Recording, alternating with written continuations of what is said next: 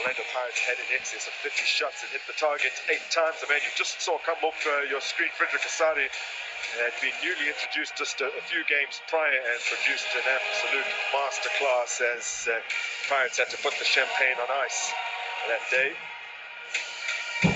And as they stride out here this afternoon, their 4 successive MTN8 titles mean that they own outright a truly unique South African record, the only side to have lifted the MTN8 or indeed any domestic cup title in South Africa 4 times in a row, and they will be determined to improve on their own achievement and make it 5 MTN8 titles on the spin, starting with this potentially tricky quarterfinal against Durban City, looking to upset the odds. Let's look at the lineups. Just one change for Pirates from the side that canted past Milford a week ago. There were some concerns over the availability of Tito Maswanganye after he came off moving a little uneasily and caught the hour from time, but he does start. So the only alteration comes in defense of the Kotikone Ndaba preferred to be on Hutto this afternoon. Tigabudi says alongside me with the formations. I think with the Orlando Pirates, we just saw that one change to expect from Tito Maswanganye to be the one that operates around that 10 position. Also, you'll see Muremi, Apollos interchanging as well. So in Buchuma, a lot of his expectations on Buchuma to be able to score goal this season. But this is a team also that knows each other very well. A lot of familiar faces, a lot of understanding within itself as well. So there's a lot of expectation, especially in this game. And their visitors report 3 changes. Gaston Sereno now fit enough to start. He comes in for Samkelo Maseko. Kalaputi Mkhize sustained a training ground injury this week, so Sia Msomi makes his debut at centre-back, whilst the former Buccaneer Bandile Shandu is installed at right-back. Fizeli Taba drops to the bench. He's cover for both centre-back and right-back. I think with Durban City, we've seen Sweden House Serena was introduced in the second half, coming in at the number 10. Him and Sifumba, you're expecting to see the same thing. But once they don't have the ball, they will be having 5 in that midfield to try and consolidate that Orlando Pirates midfield. Our man in charge of today's proceedings will be Alfred Jabani, assisted by Romano Piri and Sergio Olen on the flank. Cedric Mobali is the 4th official. Today's skippers both wear 5. Kosnati Sibisi, defender of the season 2 seasons back, partnered by the current defender of the season today, whilst it is Spamantla Anana, skippers is visiting Durban City side, hoping to do what he did against all odds last season when he helped this Durban City team to National Cup honours. Otherwise, every other trophy available in South African football last season went to this side, the Buccaneers, who salute their faithful this afternoon.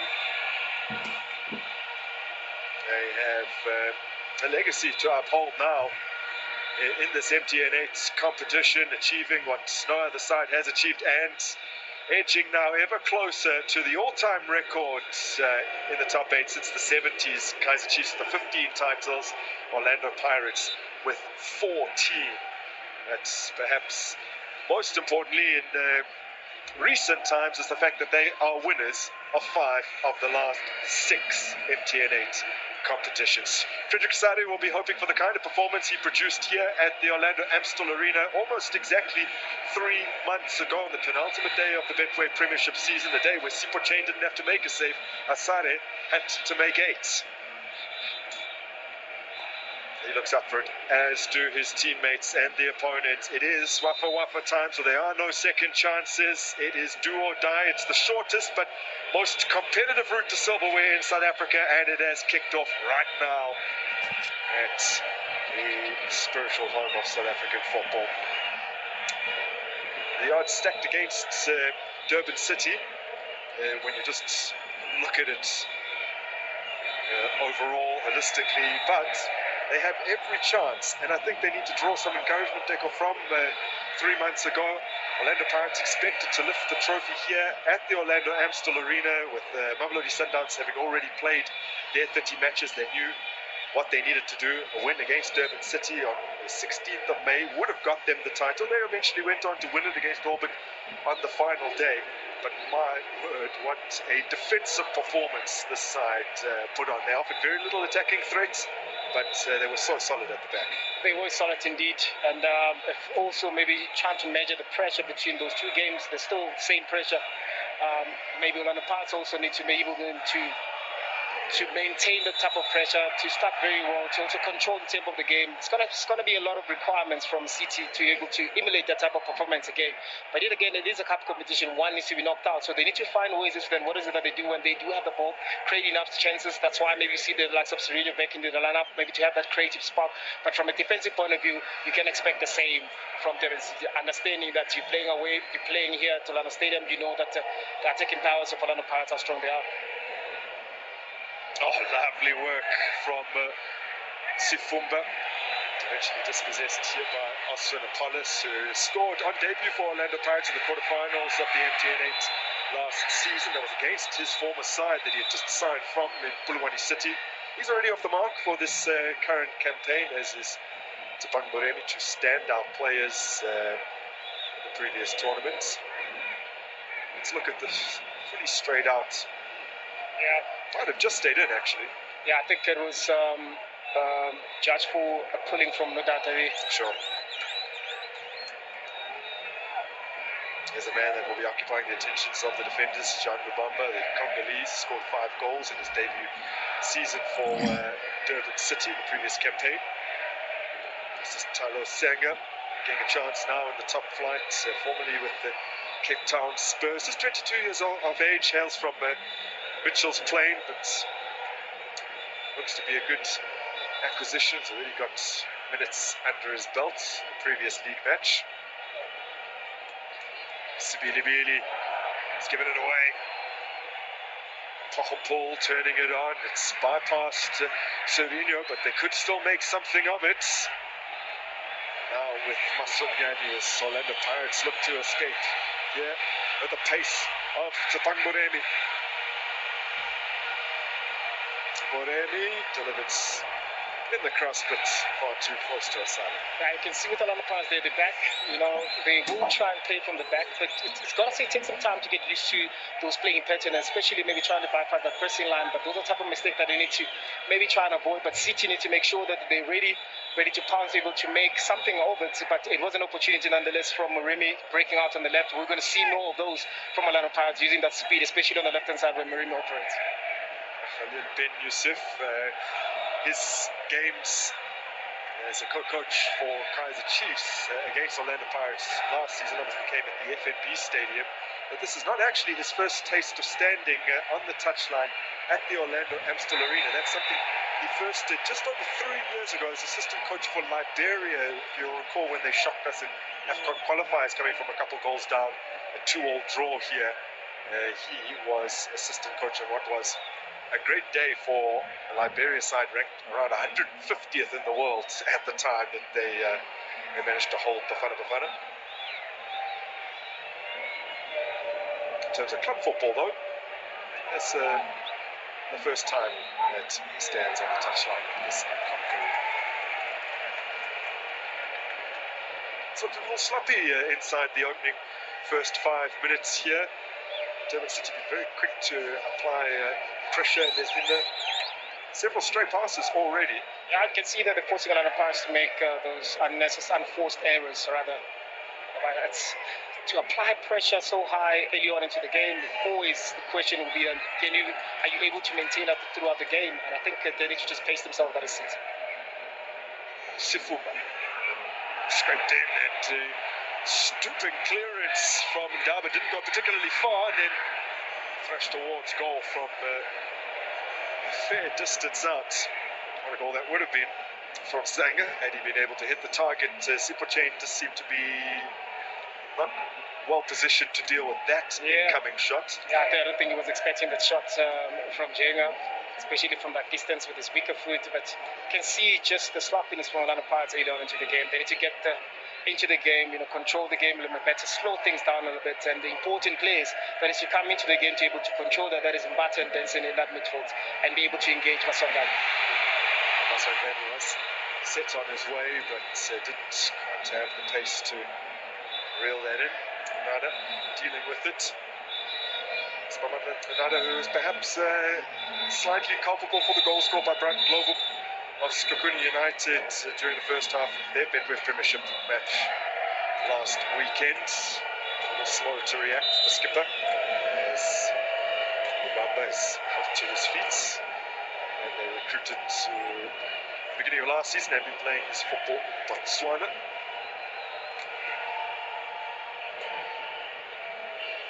Durban.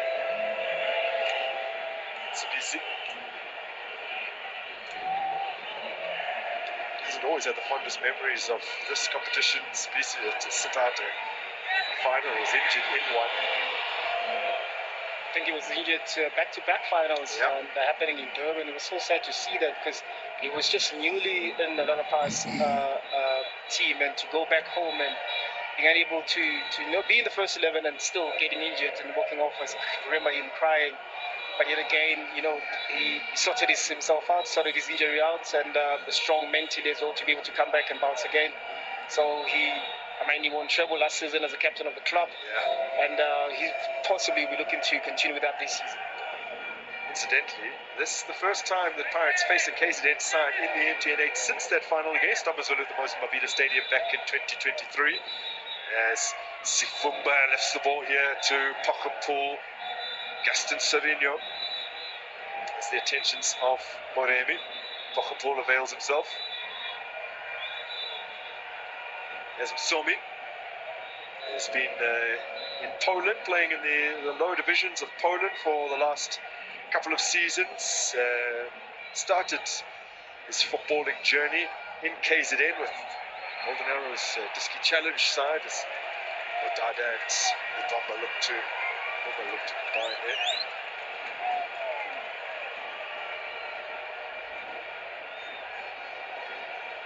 Two centre backs today, one for each side, who were developed at Clermont for Golden Arrows.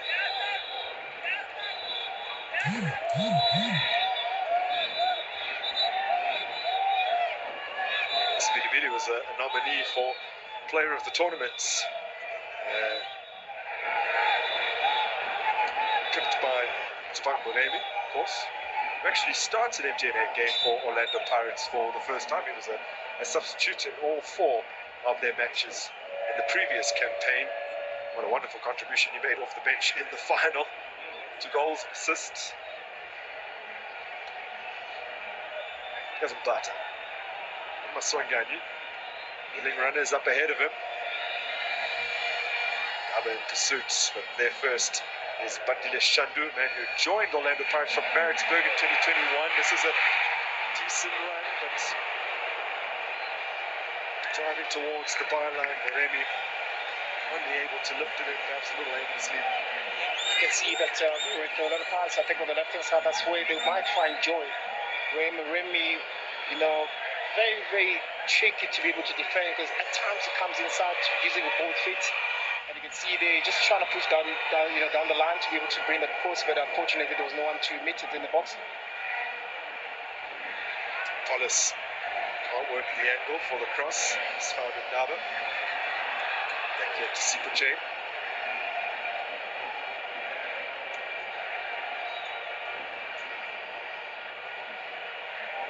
Sheet's record of the midway premiership in the previous campaign for Sipuche. Just offers his apology for a slightly loose delivery.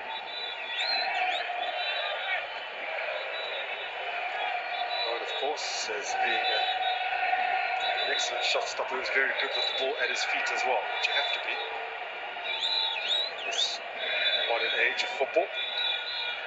Usually from a team that wants to play from the back, you need to be that extra player to be able to bypass. But also, I think one thing also that maybe he needs to add on to his game is those distribution early on, especially when you have the quick play like Sibilibili and Moremi. Sibilibili trying to work some space here, but it's presented Durban City with an opportunity. Mumba not quite aware of what was around him. It's not the most assured touch on the edge of the area, as Senema Patuma seeks to make a nuisance of himself, operating alone up front with Moremi and Tapolis either side of him.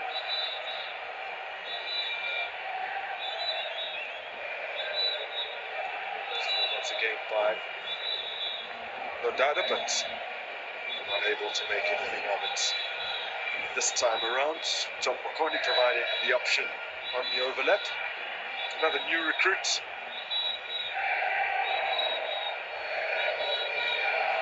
Down the previous campaign, but he's finding himself a new home. It's Durban City. There's a policy.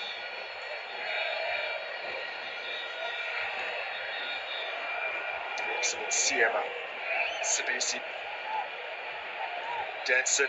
A little cameo appearance in the MTN8 quarterfinal against Polokwane City last season, and didn't appear in any of the subsequent matches to semi-finals against Sundowns and the showpiece against Stellenbosch.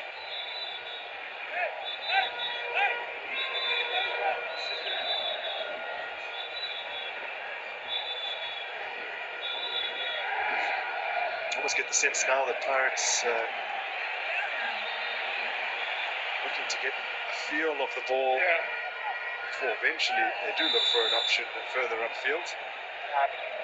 But also we can see the slowing things down, but yet again they want to play the ball over the top, and you can see Durban City that are literally waiting for those type of balls to be able to backpedal, to be able to hit those balls. This is a foul that has been caused by Sibiliving, because once Danson is on the ball, you find Sibiliving in the high position, you find Ndaba as well on the left hand side as well, being in a high position. But yet again, you need to find those penetrative passes that is Danson. You need to find your Maswangani throughout. You need to find Moremi in between those lines, Apollos as well between those lines, because then you're not predictable. Then you're forcing City now to defend a little bit different. So, Sibilivili, first player to go into the book in the MTN8 this season. His name taken by Alfred Jamani.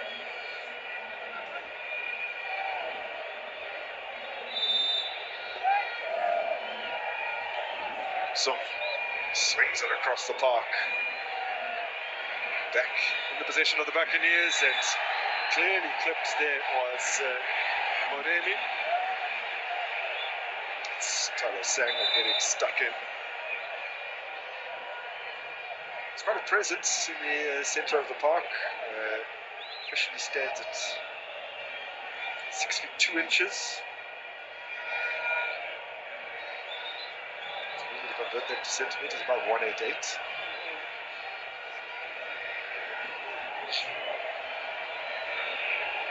CBC. Super chain. Siema. How do you come off the season of your life and look to replicate, if not improve on that, if you are Siema?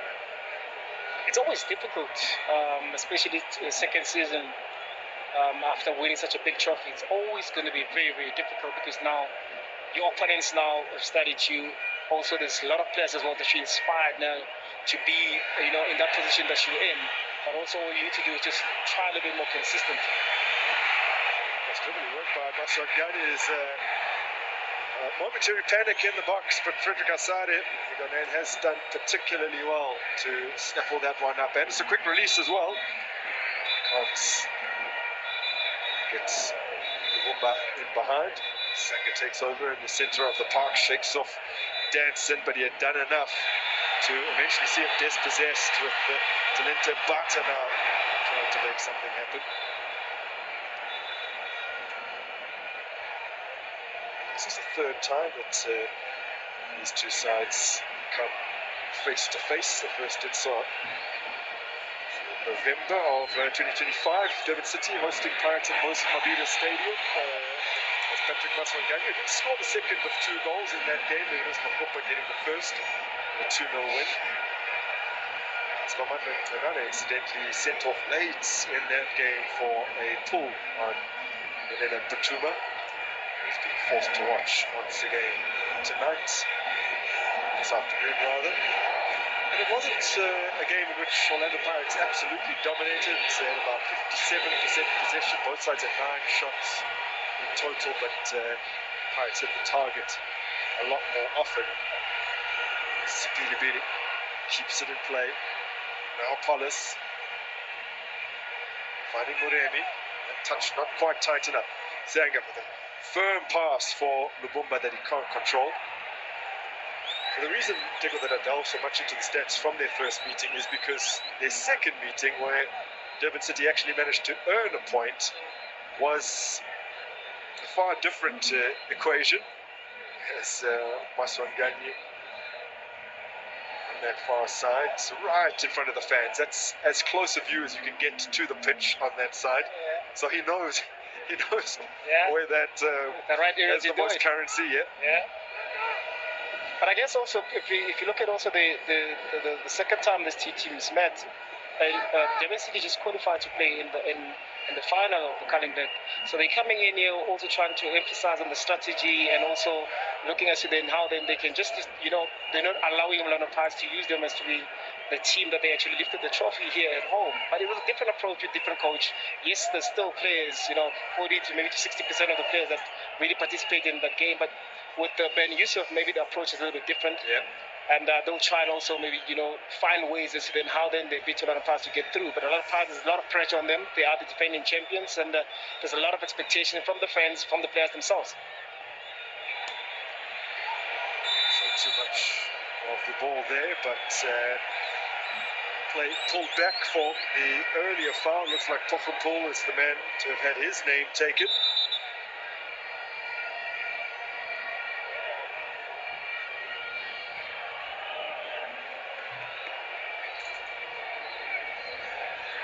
Two seasons back, Brooklyn Poffenpool was in the Supersport United side that met the Pirates in the quarterfinals, a game that actually had to be settled in extra time. They eventually won 3-1. That was back in 2024.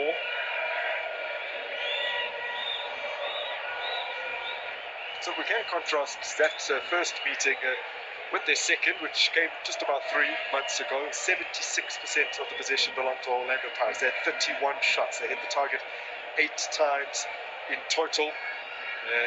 Managed 45 touches in Durban City's box as compared to the 2 touches that City had over the course of that match, and they had almost 500 passes to City, just over 100 passes. It was complete and utter domination, but City did what they needed to do. They got the point, which ultimately saw them end in the top 8. So it was very valuable, and they are still searching for a first win since that Nedbank Cup final. Going back to last season, now 5 games winless since that victory over TS Galaxy.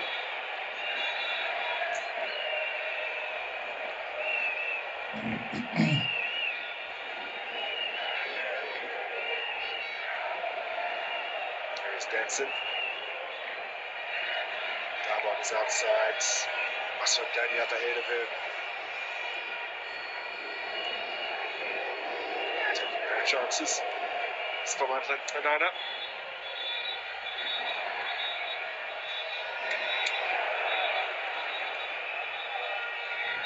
Sibilivili keeps it alive. Call going against him.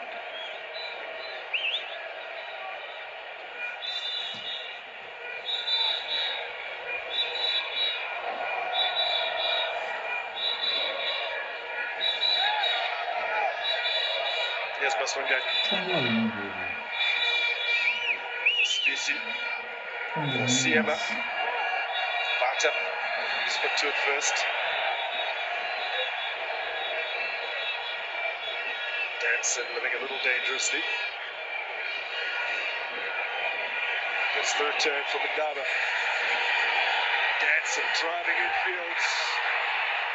Can't work the space to shoot, and ball taken away from him by Gaston Serino, who then himself is dispossessed from long range. It's Tanenta Bata forcing an excellent save out of Asade. Didn't bag as many goals as he would have liked to in the previous campaign, but hitting them from range like that is his bread and butter these days. It is indeed. You can see he set himself up very nicely there. He realized that there's enough space in him, and of course he did very well as well to keep it on target, but yeah, it was a great save there from Masari.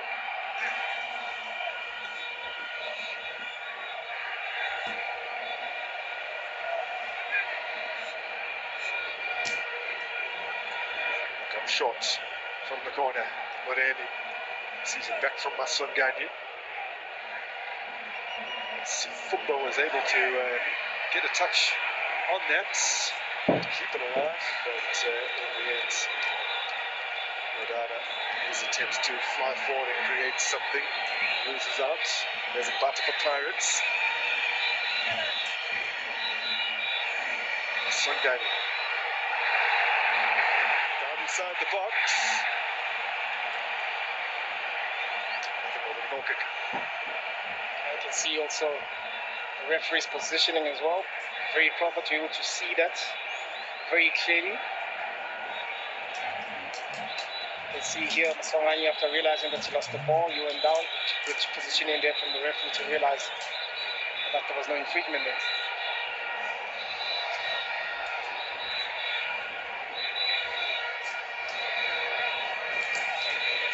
Sorry. Going in. Not deal with a slightly loose ball.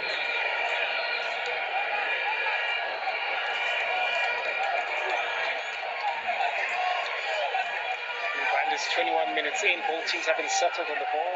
Both teams haven't settled, haven't really got the rhythm, and expecting a lot from Orlando Pirates playing at home, knowing how teams struggle actually to come here and play the normal football that they play. So they need to really start getting more into the ball, creating opportunities, and maybe possibly play a little bit faster. Just slowing the game down doesn't necessarily mean that the ball needs to be a little bit slower.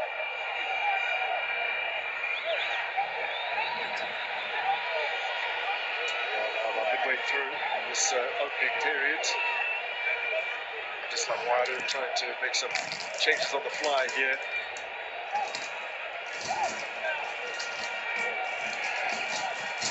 Starting to come together for Pirates, but we would have identified areas that are just not quite clicking up to this point. It is extremely rare, and it's only happened twice in the PSL era that in the top 8 competition, the defending league champions have actually failed to progress. Pirates in 2003-2004 did lose to Cosmos, who finished 8th the previous season. The team to Cosmos actually went on to win that. The only other team to have gone on to win as the 8th place side the previous season was Bloemfontein Celtic, 2 campaigns on. It was in 2005-2006.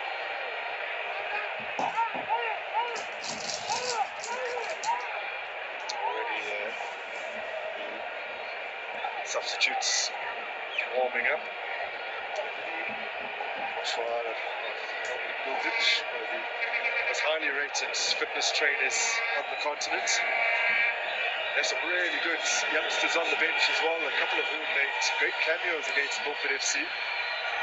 Here's Moremi, slightly behind Maswan Gani, but rescued by Butuma, now with Durban City as they look to clear their lines.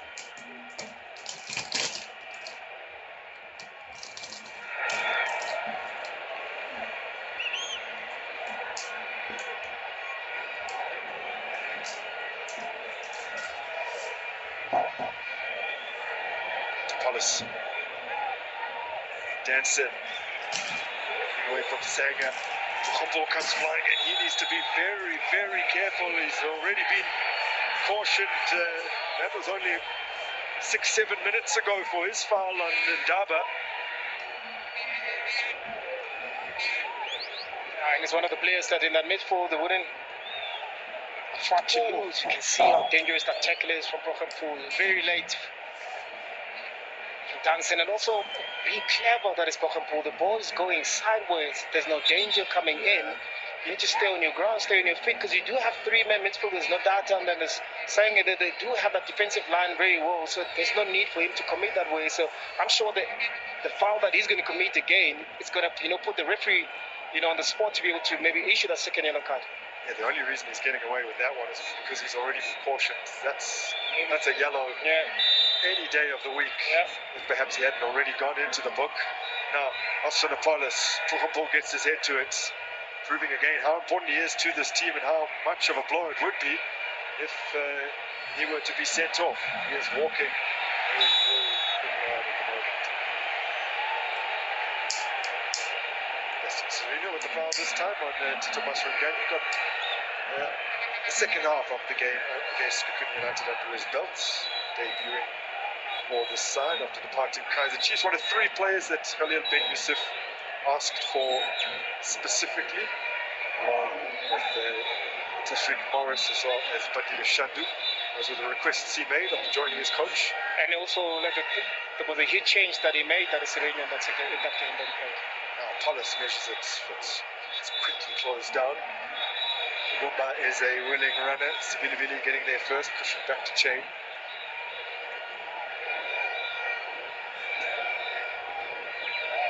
City last season, good value for their 8th place finish. They won 10 matches. First newly promoted side, in fact, since the Montfort Golden Arrows back in 2015-16 to get double-figure victories in the Betway Premiership. But then, finding Apollos, the angle against him. And he works it in here for Batuma, who can't finish off what looked to be a fairly decent move. It was a decent move indeed. That strong touch from Batuma really let him down and inside the box. They need to be very aware of those type of movements. He needs to be very sure of his touches as well. Now Paulus brings it out of the air after it had been dinked forward by Masrangani. They'll settle for the corner here.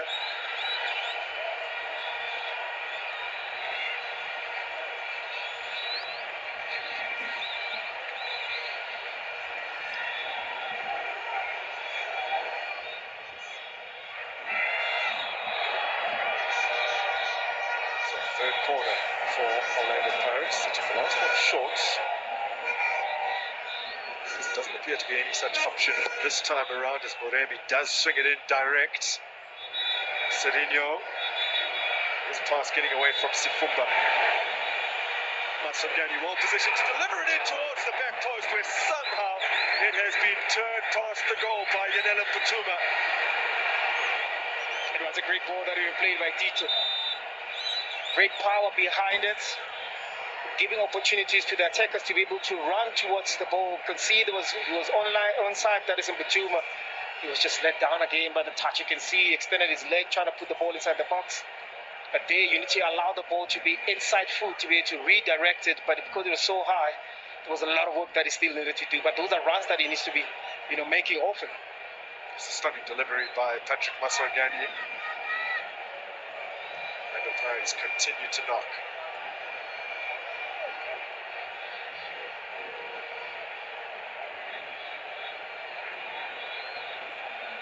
Only 6 instances in the PSL era where the defending champions have been knocked out of the quarterfinal stage of this competition. Pirates themselves were losing to Cosmos back in 2004. Several other instances as Lubumba now takes it on. Was under some serious pressure, so probably felt compelled to hit it early. Got some serious force behind that off target. Yeah, I can see the ball just bounced nicely there for him. He needed to get on his back, and you can see also good cover there from Siema. So possibly that's the moment that he decided to really take that shot with his wicket foot. Yeah, I think it is Siema closing it down in his peripheral vision. And forced him to take that shot on early.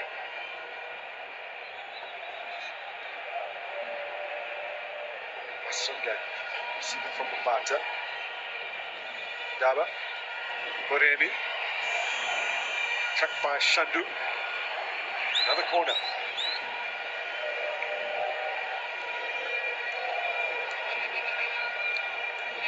Another pass needs to make use of these corners. First 2 corners that they had, they tried to play short. It ended up being the back pass went to Puchai at the back. So they need to make use of the set pieces with the CMs, the CVCs inside the box, then Batumas inside the box, so to try and make sure that they cause enough problems inside the box, especially look at the height as well of Asari as well, just, cause some sort of problems inside the box. Yeah, so they're not the tallest goalkeeper as we turn our attentions now to problem here for Kusinat Sibisi. On the topic of corners, just to briefly divert back to them, it was in the game against Durban City towards the end of last season where they had corner upon corner and couldn't do anything with them. But then when you go to off-season, when you go to those pre-season friendlies, those are the type of things that you try to, improve a little bit. Because sometimes you might find games like this, because Orlando Pirates, it is a team to beat this season. You might find yourself in such situation as then how then you still be able to punish teams that are sitting on a low block, denying you space, especially those corridors where Apolis want to operate, Masongani want to operate. You need to use the set pieces very well. So CBC being stretched off. looks to be a premature end to this afternoon.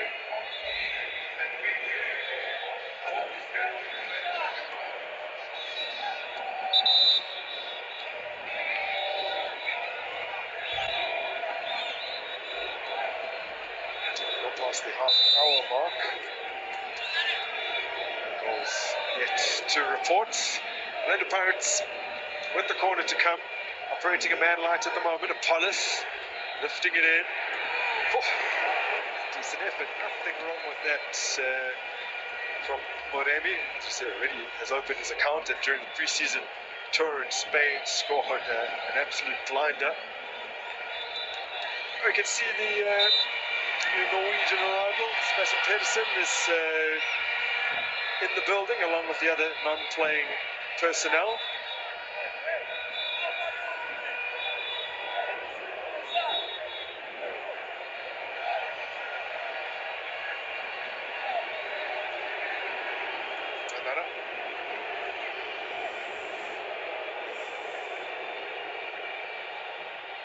There's Somi.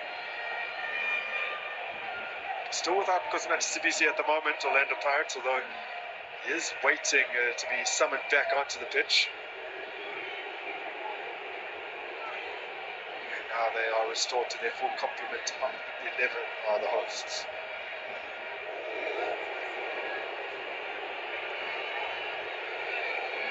Both sides this week learned of their upcoming CAF obligations. Durban City as Nedbank Cup winners entered into the Confederation Cup. 56 teams in the tournament, 48 in the first round. There's 8 that are given a first round bye, including Gaston Sereno's former club, as well as Khalid bin Yusuf's former side Kaizer Chiefs. Just due to CAF rankings, they are among sides like Al Ahly of Egypt, Azam of Tanzania, USM, and Bolizda, Algeria, and Asfa, Raja Casablanca, all getting a bye. The first round of qualifying is Asuna Apollos. Sees his cross headed away by Msomi.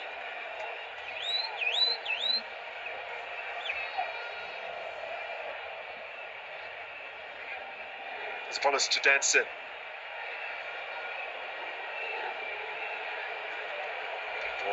Throw in. By the way, City hosting Rukinzo FC out of Burundi. First weekend of September. They go away. The following weekend is Butuma. Tries to shake off the attentions here of Somi. Finds Danson. Sibilibili. This was just inside the area. That will be a goal kick. I've spent a lot of time in and around the 18-yard area of Durban City in the last minute or so without doing particularly much. It's going to be very difficult this, as we've alluded earlier on, as to how City have really positioned themselves, realizing and understanding as to where Pirates are dangerous, making sure there's always a player there. Oh, miscommunication here. He has given away a penalty, and I think he's going to walk here. Miscommunication with Asare, who hesitated for a moment, and Tukupo forced to make the challenge.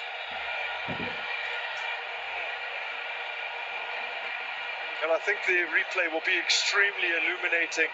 Almost seems as though he's fully expecting Asare to go for that and clear. Both hesitate. Tukupo, who's now decelerated, has to try and do something about it. We maybe get a wider angle to look at as we confirm from the challenge. Definitely a penalty. There's Asare already backing up. Definitely a penalty indeed. And you can see from the minute that Bokenpoel, the ball was played towards him, rightfully saying he was expecting, there's the ball there. You can see he decelerated a little bit because expecting Asare as well to be able to come out and maybe do something with that. And he realized that, the pressure that comes from Moremi with his speed as well, and good bravery as well from Moremi to be able to put his body in front of Bokenpoel to force that foul to get a penalty for Orlando Pirates. Well, 10 minutes until the break, and Durban City's best laid tatters. They are about to face a penalty, and they are also down to 10 men with one of their most valuable players out on the field. No longer there. Tito Masongani. Oh, he rolls it in coolly. And Pirates have the advantage in this MTN8 quarterfinal. They've been the only side in this game to offer any real attacking threat up to this point, and they're duly rewarded. They are rewarded indeed. I mean, they've been trying to knock on that City's defense. That City's defense have been very, very solid. With that extra man in that midfield where Pokenpool and Nodada and Sange have been operating. It will be so interesting now to see yesterday what formation will they be falling into, because there are Nodada now has to be the one that plays next to Sange, because now with Pokenpool being out in that midfield where they actually understood yesterday that's all on the Pirates' move. The dangerous this man Masangai that just slotted a penalty finds space in between, and you can see here Moremi making sure that he causes so much problems. Yeah. Where you're expecting also maybe from Pokenpool position yesterday, Sangare maybe being the one that actually comes through and try and rescue that situation, but calmly slotted there from Masangai. It's always been fairly cool from the spot. Everyone will remember the injury time derby winner, but actually the last penalty he took, which was about 11 months ago against Chippa United, he did miss, and had missed 2 of the previous 5 that he had taken coming into today's game. But absolutely no mistake from 12 yards out, capitalizing on the error from Pokenpool to give Pirates an advantage that now looks like will be very difficult to overturn considering the circumstances here. Durban City, they trail by 1. They are 1 man down. Denson remains down, but play on has been waived. Mutuma was inches away from getting a toe on that. Such a great ball they've been played by Alpolis, realizing that there is space in between, that he can just kill the ball a little bit with enough power from Mutuma to be able to run onto it.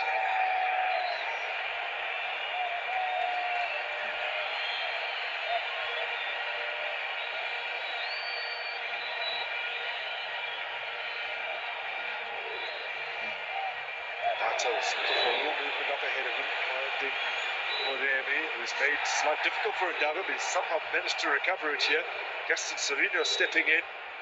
Ndaba working the space to clip it into a dangerous area. Polis set himself up well, but it was quickly closed down, and Danson hoists it over from range. Well, so I was wondering as to then maybe Apolis could have taken that ball the first time, because it flew just nicely and it just dipped as it came towards him.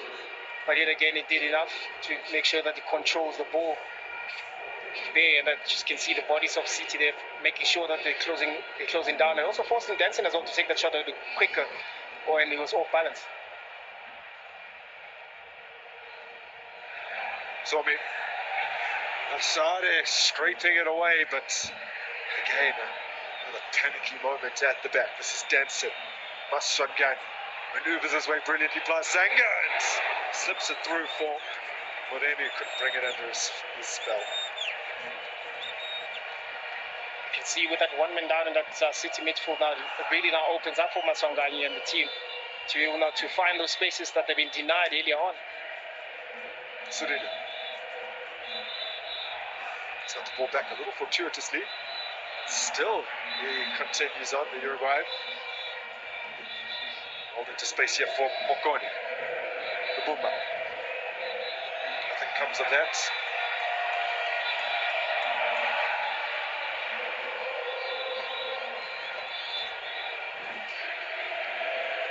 The only case inside that Pirates failed to score against last season was Durban City. They managed 20 goals and conceded only 3 in their outings against sides from KwaZulu-Natal. Off brilliance, Matsibini is offside, and the recovery from Mokoni is good as well. He had no idea that the flag was raised. He had no idea indeed, but it was a good ball being played by Mbata, realizing the space as well. Because of that midfield now is open now, he gets to have time on the ball. You can see Sibidibidi offsides there, but those are great runs that we've seen Sibili does so many times, especially when a team that is really looking at the ball, not realizing it's the type of runs that he makes, because he is a winger naturally, so he finds space within that position that he takes. Yeah, naturally a winger, man who's reinvented himself over the past year or so into one of the best attacking fullbacks in the land. Oh, brilliant. Moremi moves it on for Maswangani now. Butuma stumbles slightly. Still able to find Osinopolis. Options on his outside in the form of Sibilibili. Danson. Those two combine again. Bata. No pressure on him. So City now, the man right in the midfield. Moremi glides past one and doesn't make the cleanest connection with the shot. I also think that Moremi is more dangerous when he's playing on the right-hand side, because as soon as he cuts in, he has an option to, because his left foot is more his strongest foot. He's able to always have the ball on his strongest foot. You can see here after cutting in, it just falls slightly, throws it to the right, so it's forced now to toe poke it. What else maybe if they swap between him and Apollos, both of them are so dangerous when they're playing lopsided.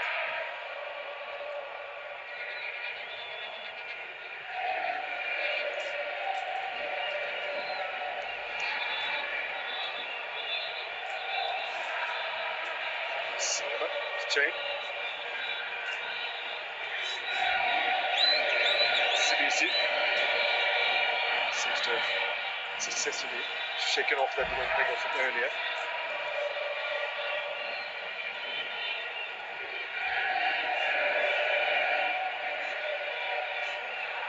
Siema. Sibilibili.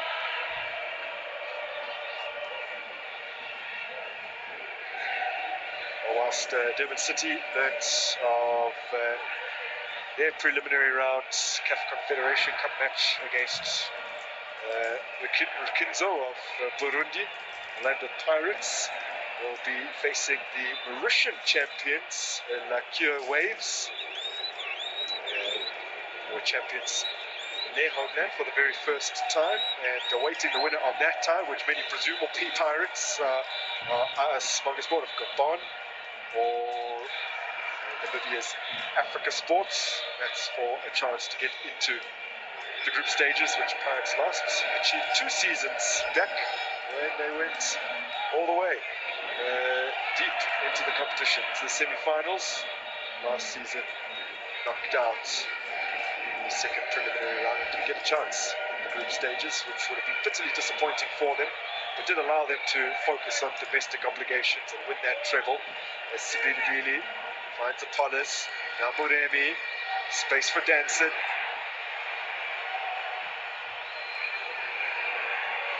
Danson, another fairly wayward attempt from range.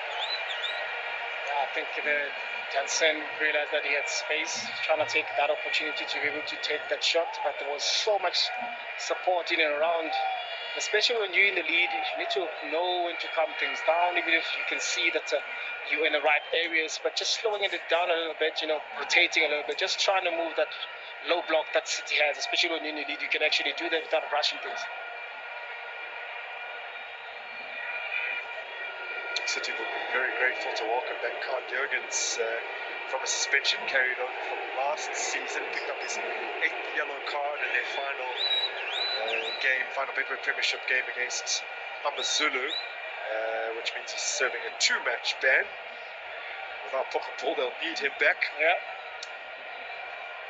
Mamelodi Sundowns, the last team that doesn't play in black, hailing from Orlando to actually win this competition. That was in 2021. Pirates having won it the season prior means that they have won 5 of the last 6 editions. 7 times as well in the MTN8 era, which is from 2008 onwards. And since 2008, when MTN took over the sponsorship, Chiefs have won it twice, and SuperSport twice. It's the only other sides that have won it multiple times. Pirates 7 occasions, unbelievable record in this season opening competition. Masongani gets the return here from Sibilibili. It's well met by Tanana.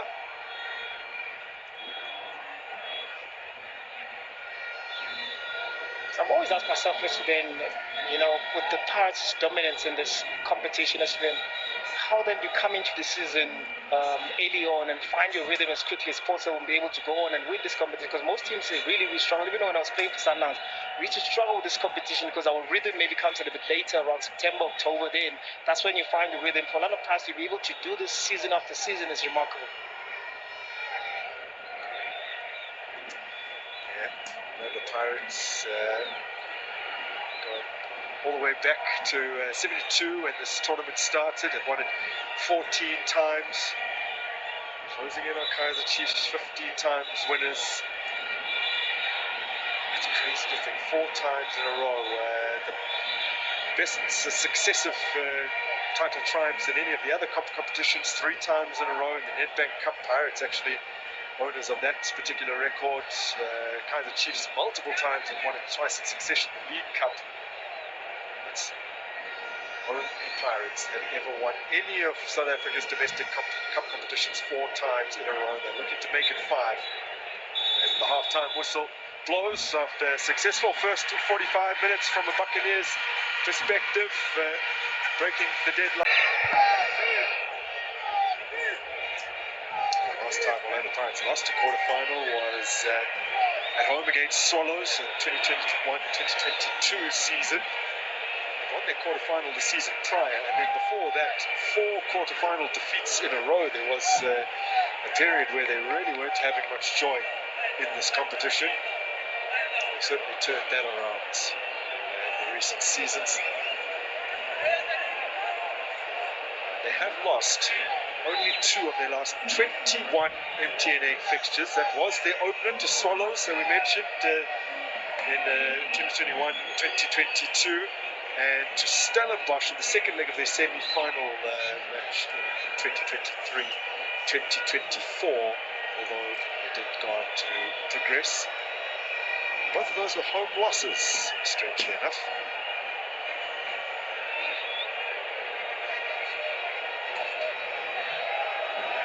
Danson. Asongani. Cut out by Serena. Lumumba.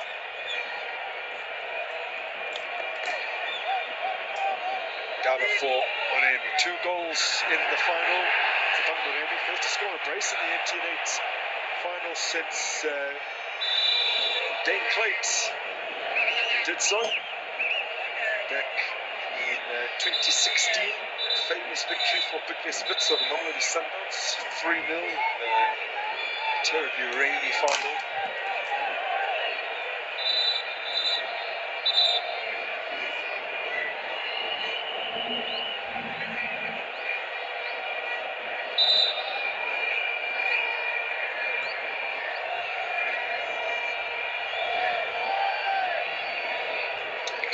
Shoved off the ball. Sundowns and Kaizer Chiefs. If you were wondering earlier why we didn't mention Sundowns when we were running through the preliminary round obligations in the CAF Champions League, that's because Sundowns, one of 3 sides, do have a bye. 61 teams entered into the CAF Champions League at the preliminary stage, but they, along with Esperance and Aris Berkan, all getting a bye. 58 teams competing in the first leg.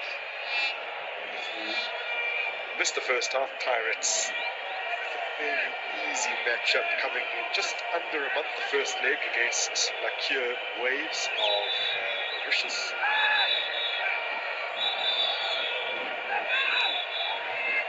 Set pieces for Durban City probably be their best route to goal, considering the circumstances. Bad delivery from Gaston Serena. There's Moremi to slap it away from danger. Batuma. Characteristically loose touch from Osteopoulos. Speaking of set pieces, remember as well when Durban City was playing a cup competition, I think they scored a hat-trick. I think it was Ngaba with the header as well. So they need to, maybe it is the game that they have to wait for those type of opportunities to try and trouble on the Pirates via set piece. Yeah, that was the Carling knockout. Wonderful game. It's their first in the competition. Durban, as I mentioned, on the bench today, scored a hat-trick in that game.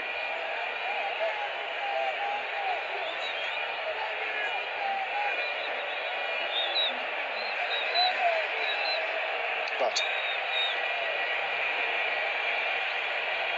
Sibilibi.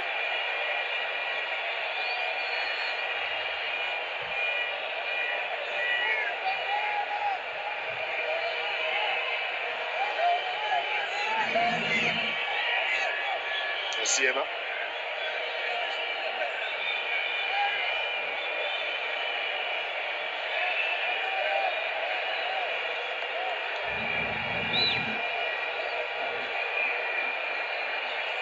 Sibilibi. Thomas. Straight offside.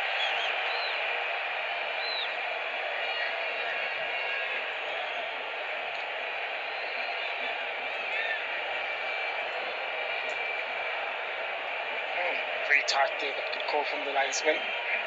These are the type of movements that's going to be required, especially with a lot of parts being more patient on the ball, rotating it, but to need to rotate with the purpose a little bit more faster so you to have those type of runs. Some national team jerseys in the crowd. Banyana will be in action. Man, on a tough quarterfinal. They have, I guess that's a consequence of not winning your group. They have to take on the hosts with a spot at the 2027 FIFA Women's World Cup on the line. The top 4 in the tournament automatically qualify. There will be 2 additional spots potentially for African teams into continental playoffs, but they'll be wanting to get the better of the Atlas Lionesses, which they have done previously. Definitely didn't make a good start to the tournament. They seem to have turned things around as the ball is played it brilliantly. Olubamba and the 10 men of Durban City have hit back against the defending champions.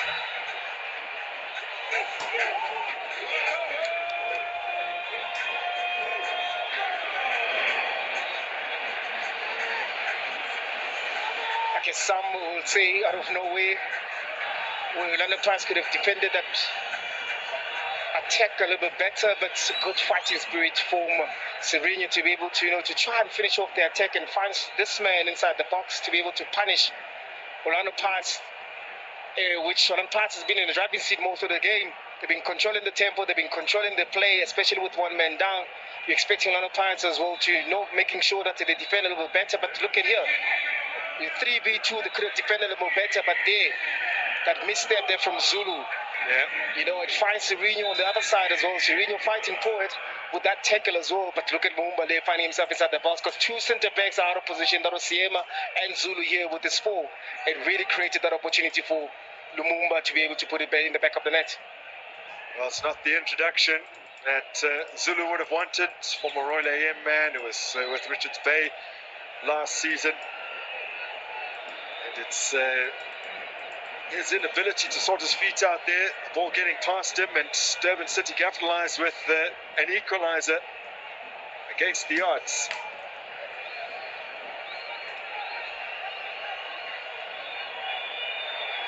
Now dancing. Sibili. Apollos. It's a little flick for Sibili Bilu, has kept it alive here. Remy doing well to keep it in. Daba. Bata. This is precisely what we said. Nick a goal and then defend like your life depends on it. And Durban City so often in their short time in the top flights, taken teams past the 90 minutes and had success either in extra time or in penalty shootouts, as Gaston Sereno gives away the foul here. It's a great position to be pulled back to Pangaré. Yeah, I'm sure also from a Durban City point of view in the halftime, they spoke about getting back into the game, maybe getting that qualifier, and possibly drag the game throughout to extra time and see what happens then. But this is the near foul that was happening within Sereno because he knew that he can't match Mureme with his pace, and that target there over Jay-Z there really made himself be in the book of the referee. Remy takes. It's a desperate attempt from Zulu to meet it, keep it in.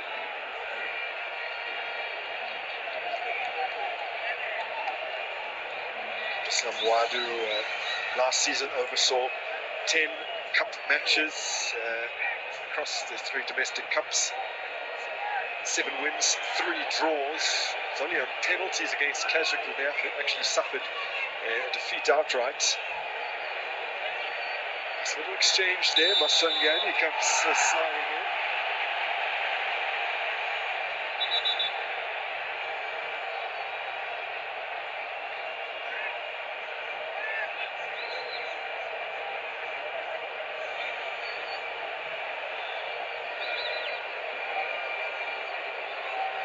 Maybe because of both legs maybe leaving off, off the ground, and maybe showing stats as well. Maybe that's what the referee thought that it was a dangerous tackle, regardless of whether it was contact or not. And it comes back to the situation we spoke about, set pieces where maybe Durban City can cause problems. It was an indirect free kick delivered in. It's easy claim for Super Chain. It's quick to release and find Masongani. Bata.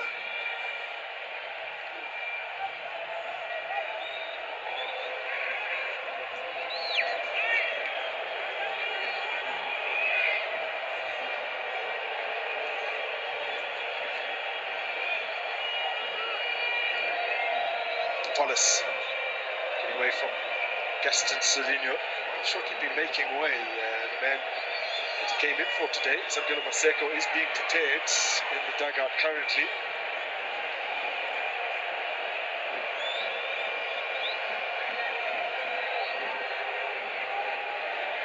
Crazy to think that before Orlando Pirates put together these 4 MTN8 titles in succession. When they hit 3 in succession, that was a new record in South Africa's top 8. It had never been won more than twice in a row. There's Butuma. Moremi. Yeah, I think Moremi just played the balls in the far post, hoping for maybe to Siblibili on the further side or Apolis rather, but there was an option here. And still had time and space to be able maybe to look up a little bit to try and see who's inside the box. But Ndaba was the perfect choice to be able to play the ball. Good.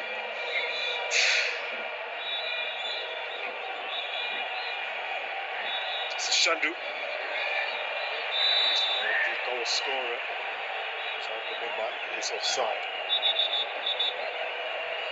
So with that stopped in play, Durban City will be making a couple of changes. They resisted the urge to tinker at half-time, despite the fact that they are down to 10 men. But now, I think Gaston Sereno on a yellow card makes sense to be bringing on Maseko at this point. Another player waiting to be introduced is Morris. He will come on here for Lubomba.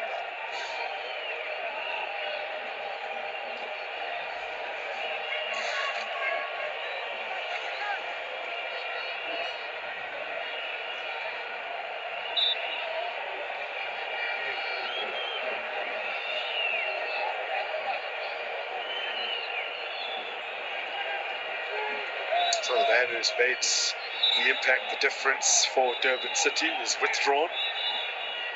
And then the Mumbai is more of a player that plays in front of the defenders because he's strong-bodied, able to control and allow the other midfielders to get into the game. But with Maurice, more a little bit of aggression, maybe play on the shoulder to make those runs, especially with one man down, to be able to play those long balls, to be able to run into fresh legs, just to try and drag the game further. With Maseko on the other side, just to try and isolate those 1v1s. They certainly won't take this lying down. They are coming at Orlando Pirates. Yeah, this is Shandu. He's forced a corner. Now you can see there's a little bit of a spring on the Durban side after equalizer. See Shandu now advancing in those areas, trying to make sure that the add numbers going forward. And Orlando Pirates, they know his abilities of getting into such areas, playing those 1-2s, making those runs. And Durban City now is trying to knock on the door for Orlando Pirates.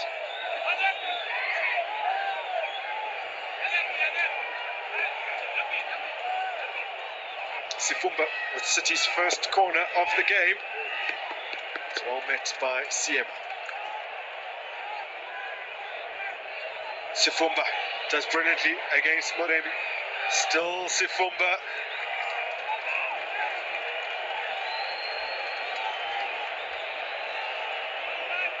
Pirates at the hour mark here have really let Durban City, the 10 men of Durban City, get a real foothold in this game in this second period. Always run the risk when you have a man advantage of just taking a foot off the gas, and I think Pirates did fall foul to that in the opening quarter hour of this first half. An opportunity now on the front foot with Maswangani and Butuma. Tito again. Moremi. Daba. It's not quite accurate enough for Maswangani to get a hold of. Captured by Zulu.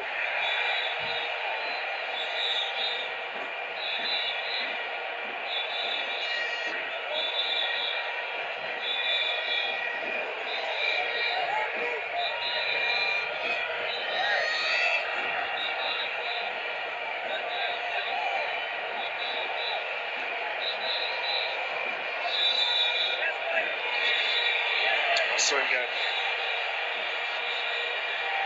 Apollos. Still Austin Apollos. Alfred Jabani was right on the scene and had a close look at that.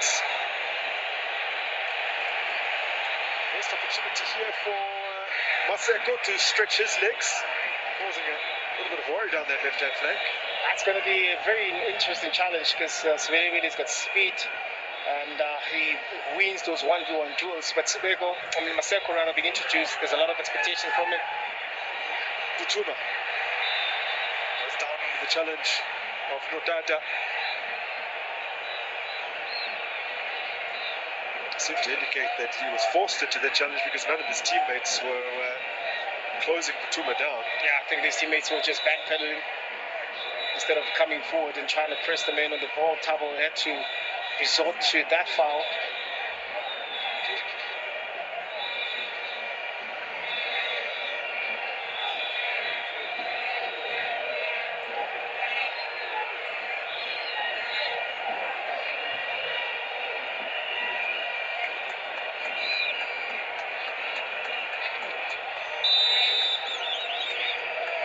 Options aplenty from this set piece. Aswinapolis over it, and he does go direct. It's fairly easy for Frederick Asade. Dashabu. He's asking to run a Saka there.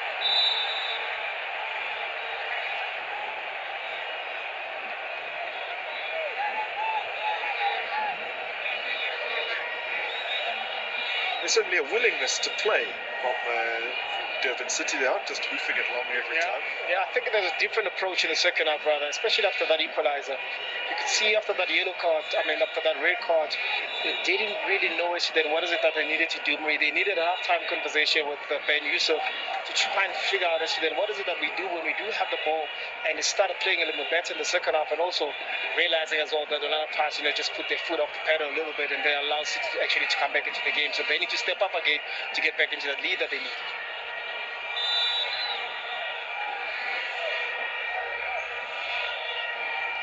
From Apollos, it's a tricky ball to deal with.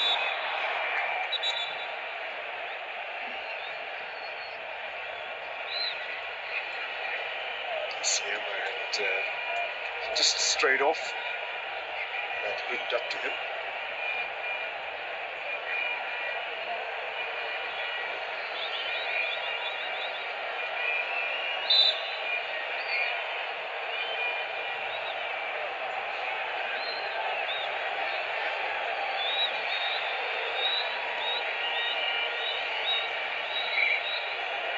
City in the PSL era became only the 11th newly promoted side to actually finish in the top 8 and earn themselves a spot in the MTN8 for the following season.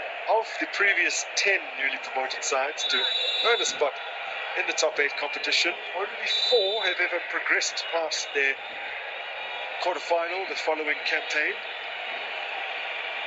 As we stand by to see a couple of Orlando Pirates subs.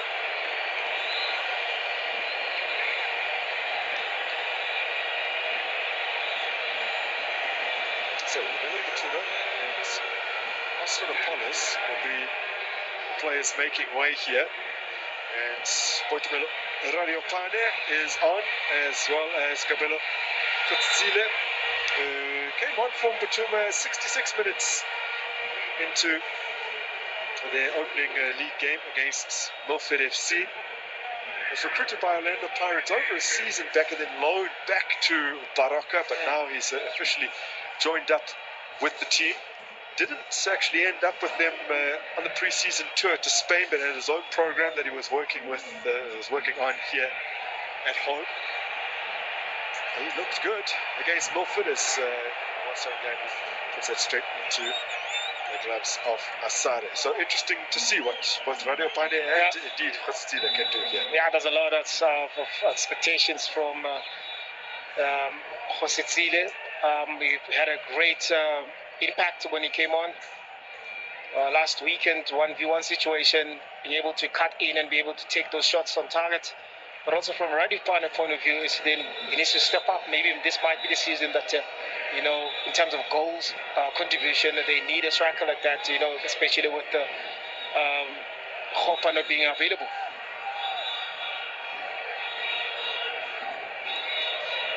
It's long from Tanana. It's too long for Sifuba.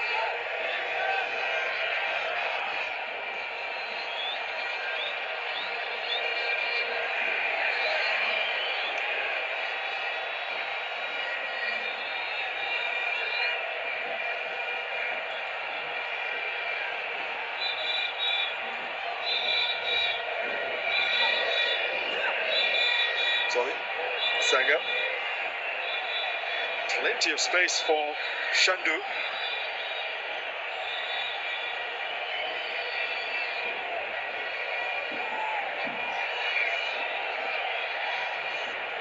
Sanga. Looking for Morris. There's the nod down. And the setup, edge of the area. Afrotabani not interested, despite the very dramatic particular role there. Finally gets it out of his feet.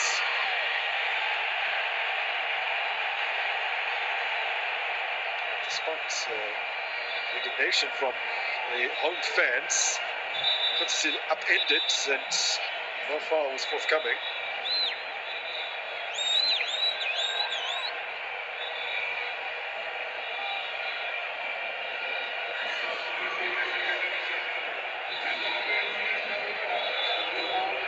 So here comes a change for Tabo Nodada, and a player that Durban City fans will be really excited about. Kifa Makua, former Catholic Stars man.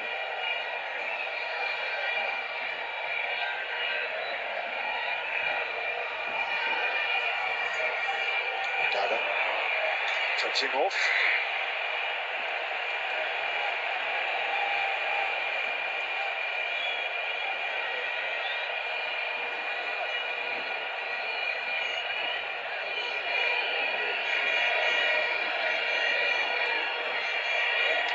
In that lineup, famously got the better of Pirates in the Nedbank Cup, beating them on penalties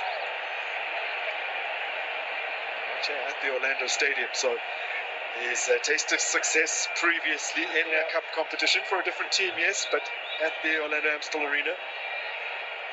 I'm sure the memories are still fresh. A little bit tight again from Songai as well. You can see that Durban City is all playing a little more bravery, pushing up a little bit, with the space that they really denied Orlando Pirates in the first half, and knowing and understanding that there's a lot of runners from Orlando Pirates, but this time around, play a little more bravery, trying to maybe get on to be the ones that actually lead or drag this game to extra time, realizing it maybe because of the experience that they've had, especially last season, being able to win, so many games via penalties and extra time. Well, remarkably, Durban City in this second half have had slightly more possession than they did have in the first half. Yeah. And if you didn't know, you might not be aware that they are playing with 10 men currently, doing a good job again to free Bandile Shandu in some space. Still Shandu. Squeeze through for Morris.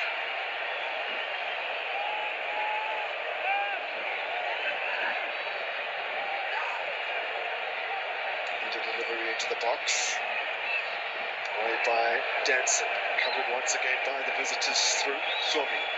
Anana. Crisp pass to find Shandu. Sifuma. Sifuma relinquishes possession here and it's forward by Bata. Morris doing a good job occupying the centre halves of Orlando Pirates.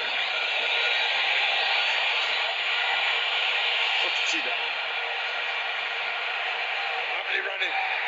Great reverse ball. Rani Apane laying it off and over the top from Fotzile. A wild wayward shot. Yeah, that's one of those, still as young as he is, that's one of those areas of his play that needs to improve. Very brave in its 1v1. Great pass, great vision here to find Radio Pan. Radio Pan had to sort his feet out, but here you need to try and have your body well positioned to be able to just try and hit the target. But those are areas of the game that he will improve throughout the season. But nonetheless, whenever he's on the ball, he looks very, very enterprising. Bata. Daba. Masangani. Straight down the throat of Asare. It's looking similar to the last time he was at the Orlando Amstel Arena in terms of the saves that he's been making so far. He's only number 3 though, in truth, as compared to the 8 that he made the last time he was here.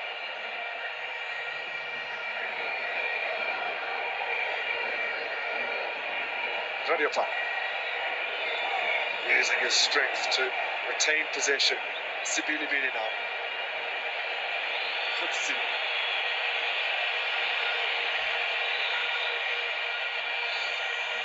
Gets it back. Goes down. Challenge.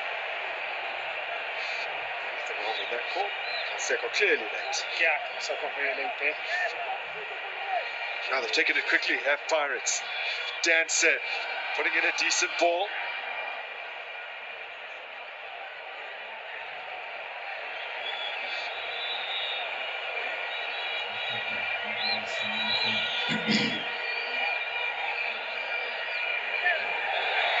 Sibilibili. Oh, forcing yet another corner.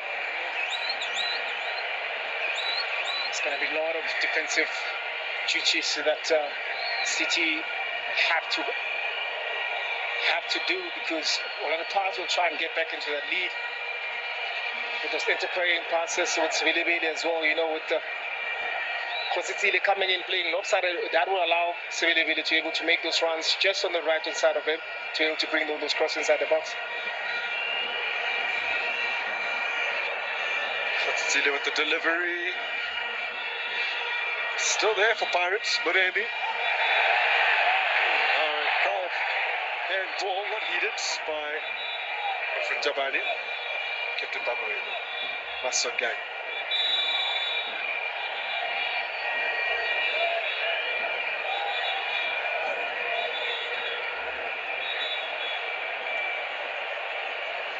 Masongang down under the challenge of Makua.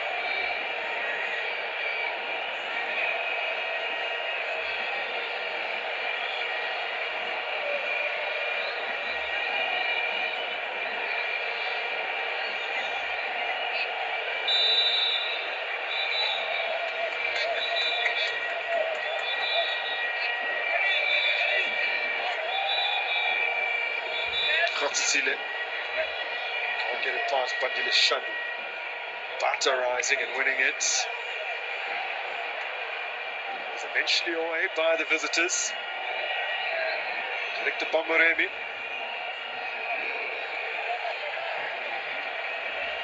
Ahead of Mokone. Just over a quarter hour remains.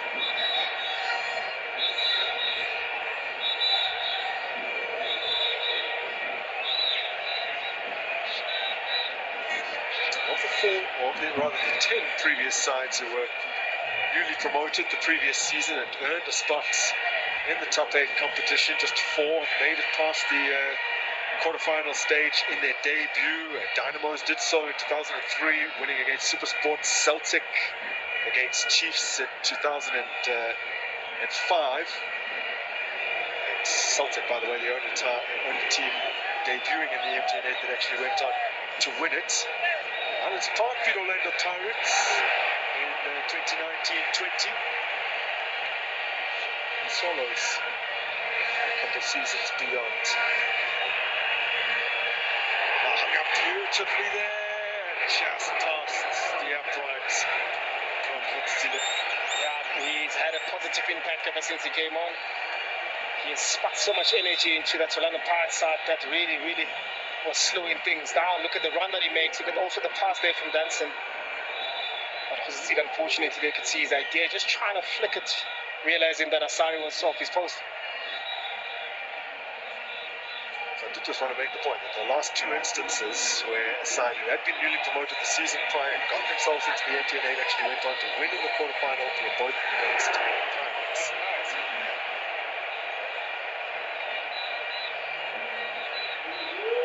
The advantage still lying with the Buccaneers here. The man advantage, the home advantage, the experience advantage. Yeah.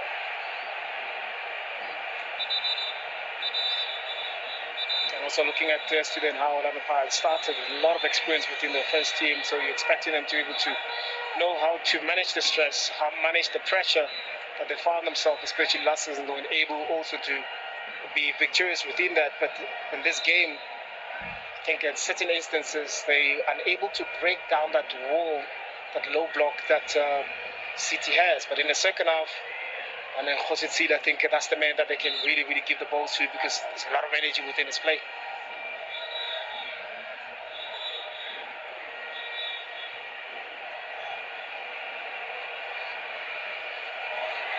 Now ball given away, and Pirates have plenty of numbers forward. It's 5-on-4. It's Maswanganyi. It's blocked behind. Yeah, Mukoni there realized that there was a danger in and around those penalty spots where Maswanganyi was. He needed to make sure that he just runs across from that left back position to try and close down, because none of the central midfielders were there for Durban City.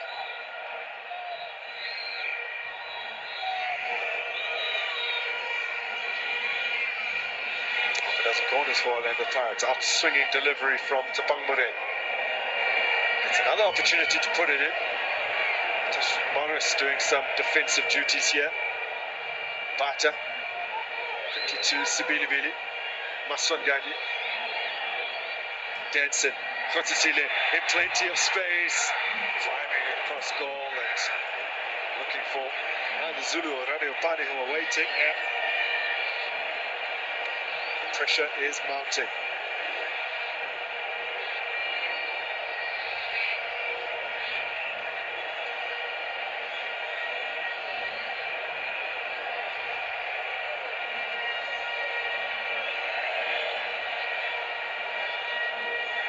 And it comes for Zulu.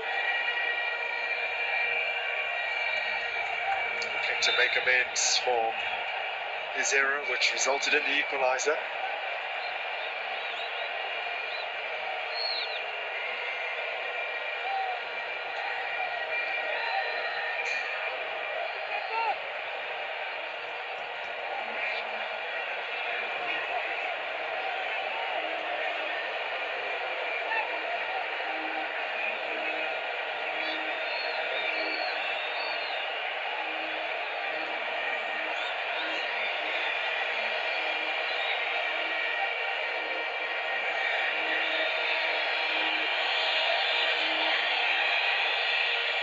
Maswanganyi, Danson, Hutzile, Tito Maswanganyi, Danson again, Talent Mbata, finding Ndaba, feeds Moremi, Tapang Moremi works some space, spilled by Asare.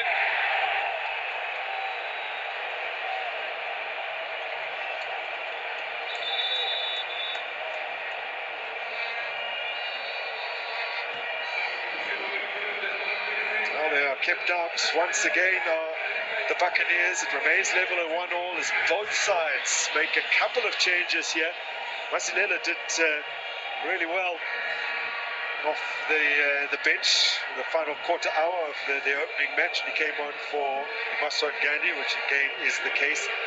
He's on alongside Tabela Mukburi, who makes his Orlando Pirates debut. Wasn't in the squad for the Milford game. And Danson departs alongside Mason Gandhi. But Masilelo, who turns 22 at the end of this month, highly talented midfielder from Emelo. Would he be the player to make a difference as Shandu and Sifumba make way for King and Dumbu?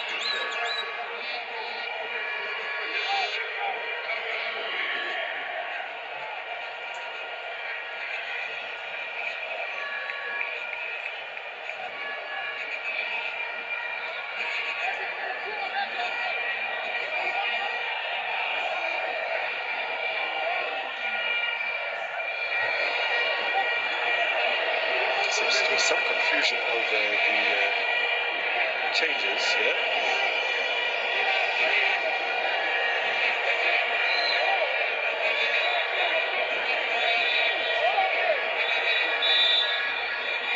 Available for King. Another from Kazrick making his debut for Durban City.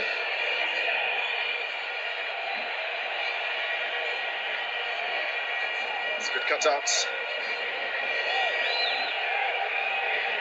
Able to feed the really the lone option up front. Zulu.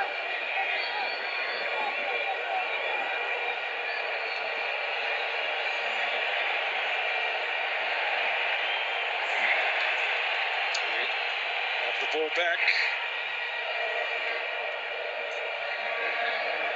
Siema.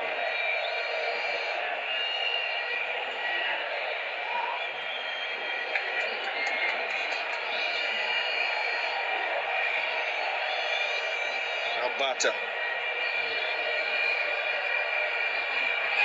Moremi. Bata again.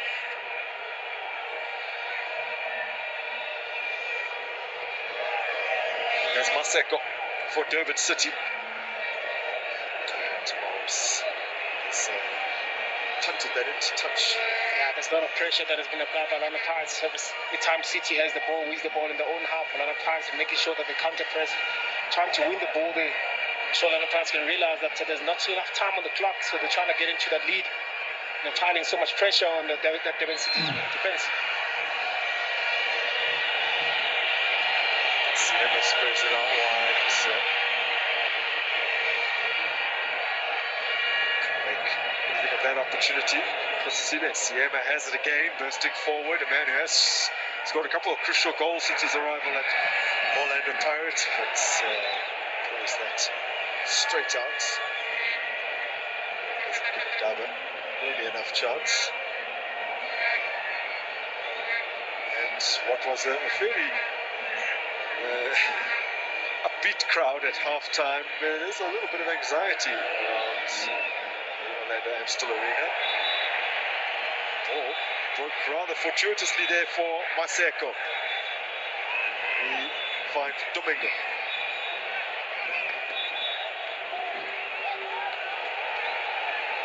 Goal kick. He's convinced it should be a corner. Very, very convinced. You can see he's not happy with the linesman. Bata.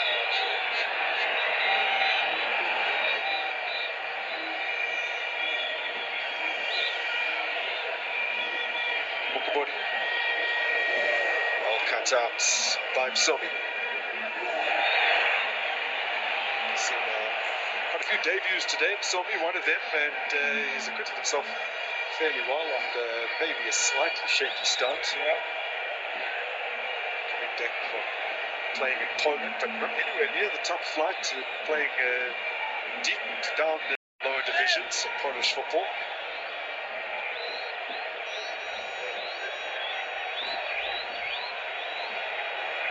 Bata. Sibilibi. First. It's a free kick for the Buccaneers. Last time they were defending league champions and managed to win the MTN8, came in 2011, 2012 from Anissa with the great South African goals in cup history. Win it in extra time. As defending champions again, they can go all the way to the final and win it.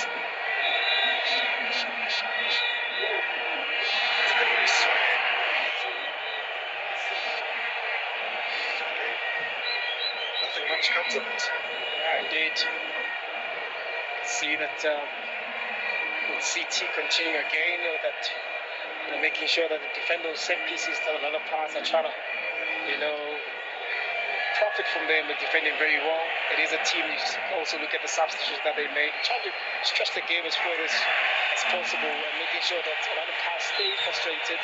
That then results them into them having more confidence going forward, because the more other players, the power pressure that's creating enough goals for opportunity, they might find something from that. Well, they were made to work hard. The last time they faced a KZN side in the quarterfinals, that was back in 2002 against Royal AM. That's clever. But almost manages to sneak it through, does Masilela. Moremi, good block tackle from Shin Domingo. He got past through on his team in quarterfinal obligation last season as Moremi. Only forced a wonderful save out of Asare for Cecilia on the follow-up, couldn't squeeze it in. Great thing by Mukoni being able to have that presence of mind, realizing that Cecilia was on the verge of scoring a goal. Now they've taken the corner quickly. I don't know if they rising forwards, making a clean connection.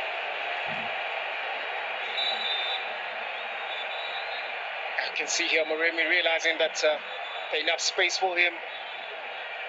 He really forced the save out of Asari there. But look at Mukoni as well, realizing there is danger, sprinting to make sure that he cuts that ball. That is tip-top awareness from Mukoni. Yeah, brilliant defensive work. And he has kept his new club in it.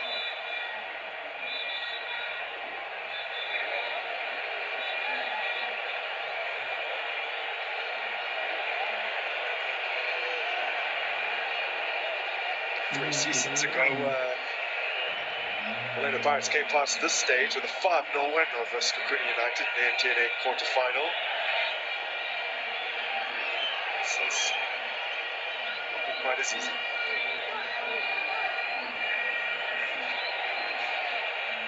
Did go to extra time back in 2024 against Supersport United, which we won 3-1 though, as Daba has taken away from it eventually as he looked to pick a pass.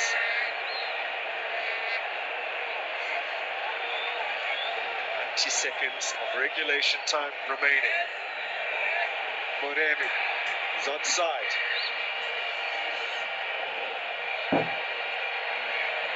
Mata can't link up with Moremi again.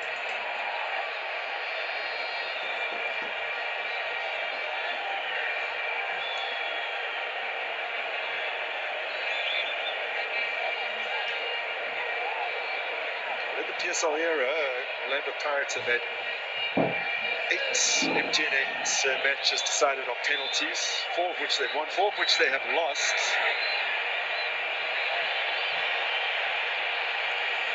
Still have an opportunity here, shot firmly towards goal by Masilela.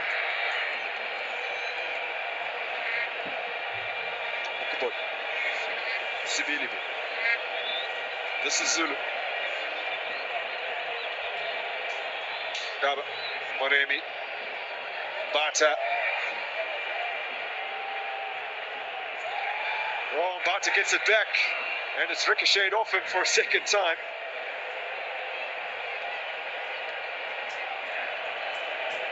Pirates against the 10 men of Durban City will be desperate to finish this inside the regulation 90. Masilela takes out Ndaba well. Moremi mark again. Moremi's been giving so much space on this left-hand side in the last few minutes, where he really troubled Kasari, but this time around he couldn't really find the target that he wanted, just to force a save from this man in the middle. He's only managed one shot on target. That was not so long ago, forcing a save out of Asare, but he's been off the mark 4 times already as Moremi, the player who has attempted the most shots over the course of this match so far. Ndaba has the pace to keep them alive. Still he continues on. To be a good ball to set up Masilela just on the edge of the area. Pirates do have it back after City were momentarily in possession. This is Masilela. Given a disguised ball. Now it bursts through kindly and so Masilela easy play for Asare. You can see with the intent from a lot of fans. Was really trying to kill off this game in this 9 minutes, not to try and drag it. You see the amount of pressure that they're putting on to try and bring the balls inside there, playing the ball with a lot of emphasis and a lot of speed, just to try and catch that defensive line of City. Ndaba. Remington Bata. Talente Bata has launched that high and handsome over the bar.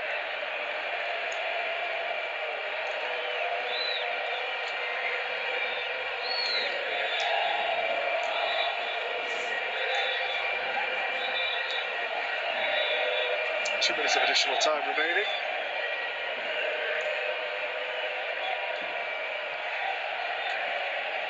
Morris making his presence felt up front. Sibili for CM.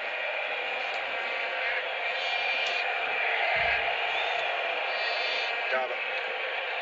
I've seen an awful lot of it down the left-hand flank in the second half for the Buccaneers. Kubodi. Sibili. Ball in behind is brilliant. Masilela cuts it back. Masilela tries to shift it to a better position and is dispossessed at the crucial moment. At a crucial moment indeed.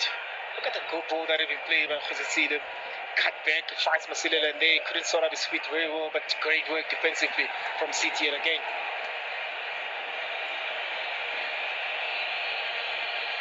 Driving forward once again. Ukubodi.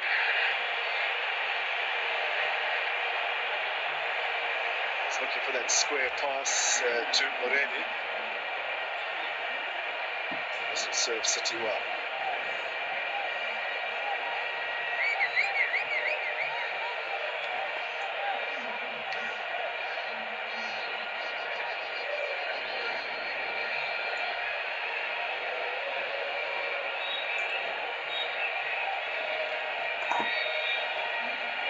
Seconds remaining now.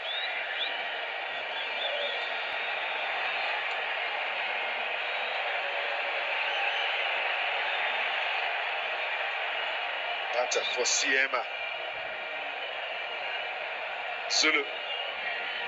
Ndaba. Last opportunity to deliver the ball in. Setback for Zulu. Ukubodi. Bobata, now a chance here, roll the cross. And they were queuing up for it. They may even have gotten each other's way. And Moremi both left on the ground, and the ball didn't end up in the back of the net. Indeed, it was a great ball being played by Sibilibeli, trying to find this man inside the box. Him, I think, and Moremi just got in each other's way. And right there, it was that last opportunity that Roland Pass actually could have punished. Well, Khalil Ben Youssef sent his charges out for the second half with a plan, and they have executed it to perfection, nicking a goal early in the second period and then managing to hold Orlando Pirates with 10 men for 45 minutes. Absalom Wadu will be asking questions of his team. Why were they not able to finish this match in the 90? We now go into an additional 30 minutes and potentially penalties beyond that. And a reminder,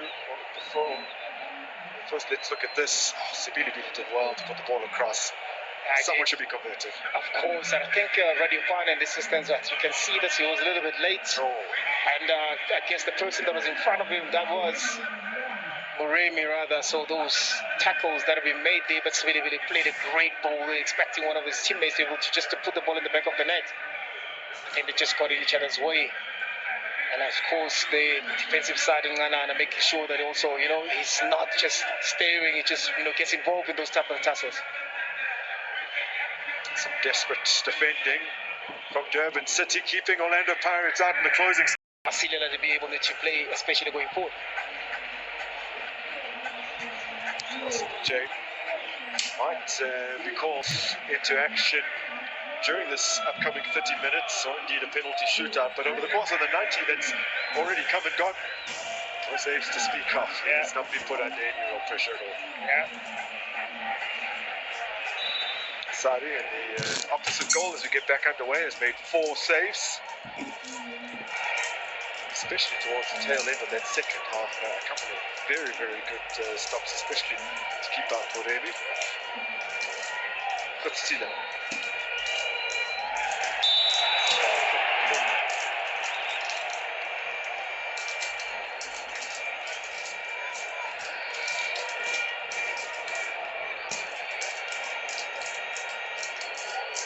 Slight push there.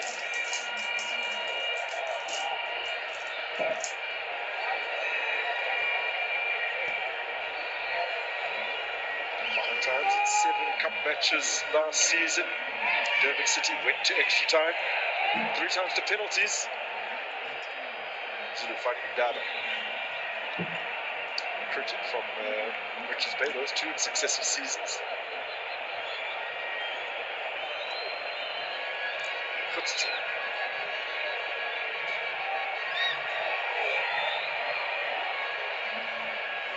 So much go forward.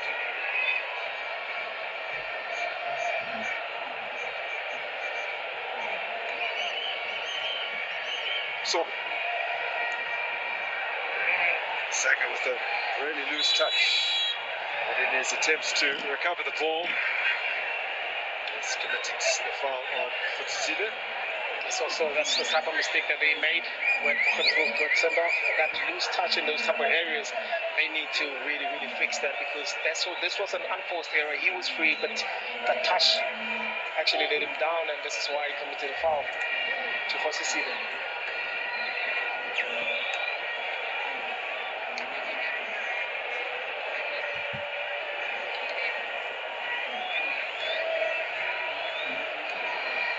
I know the Pirates can turn it on in extra time, but as they did in the MTN8 final last season.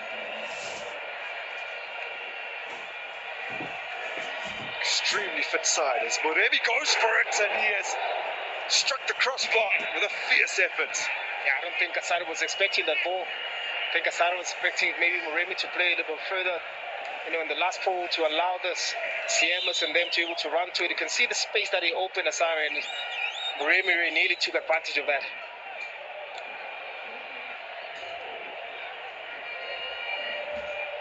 Extremely close to getting back in front. There's a ball from Domingo.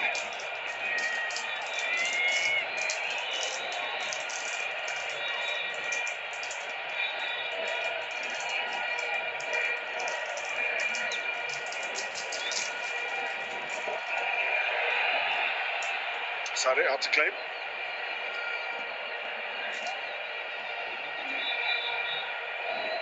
By the way, even if we go all the way through extra time into penalties, no real chance of this match encroaching on the upcoming game, the other MTN8 quarterfinal for today. That's Mamelodi Sundowns versus Polokwane City, and then tomorrow The 3 p.m. kickoff, Amazulu taking on Skukuni United, and Kaiser Chiefs back in the MTN8 after 3 seasons will be up against Le Mans Full Golden Arrows. That's tomorrow's 6 p.m. kickoff.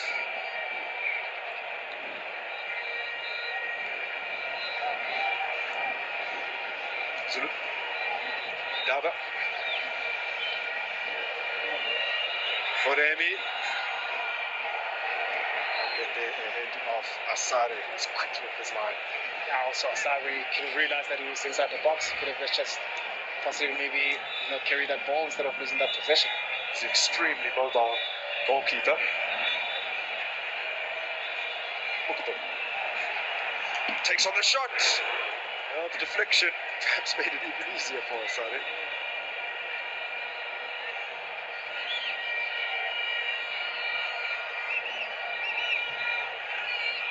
Yeah, of course, those type of spaces, they are inviting to any midfielder that can really strike the ball. You want to possibly see Mbata around those type of areas.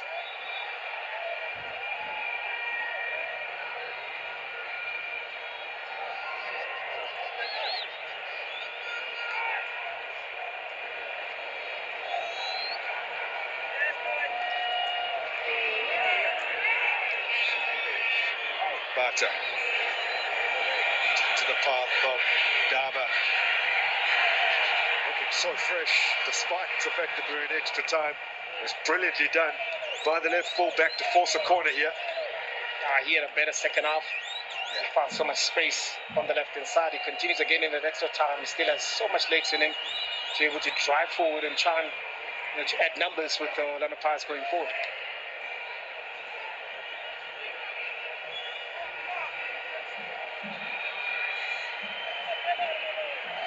Remi's corner.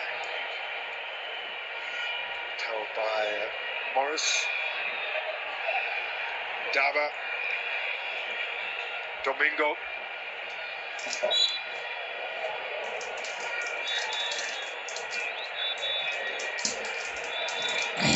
Durban City free kick. Domingo just taking a boot off it already.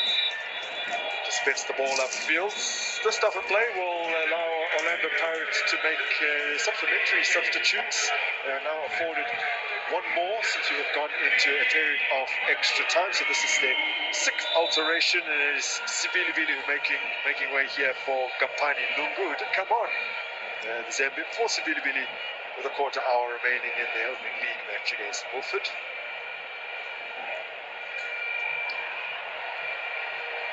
Sibilibili has also been sitting on a yellow card since very early minutes of this game. Yeah.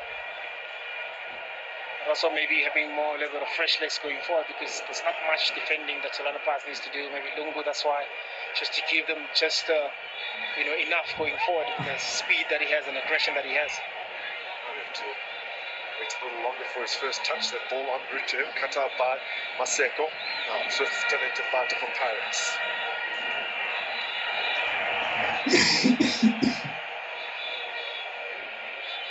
Zulu. Daba.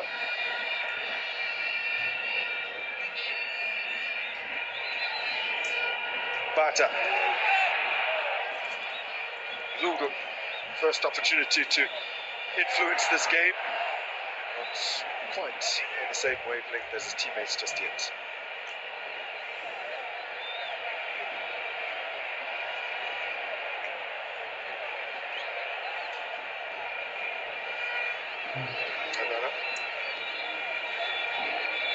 Okay, for Morris. Zulu for Lungu. Lungu caught on it. Pirates recover through Mukabori. Now Zulu. Siema.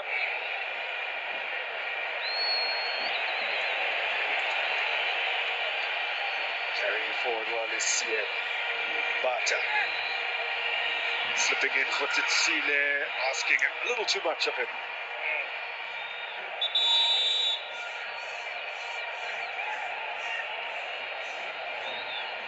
It's Somi down. He has had a phenomenal debut so far.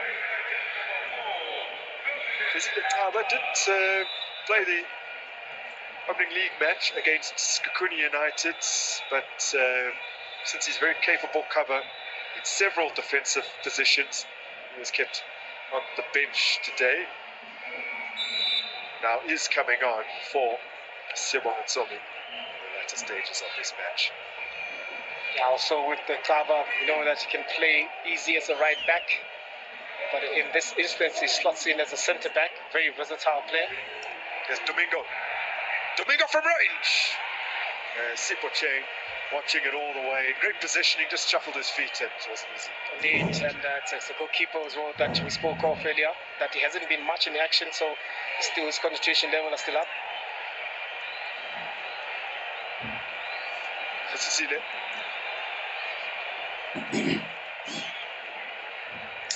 Already taking care of the situation. This is Kampani Lungu, Okobori, Talatapata.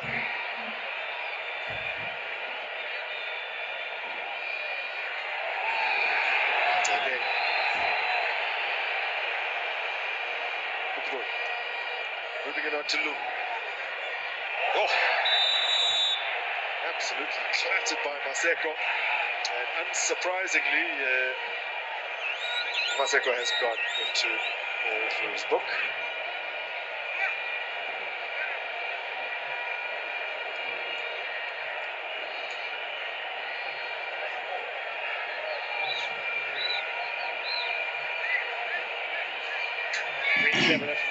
Realized that Maseko is on top speed, just try to move the ball out of the way to win that free kick.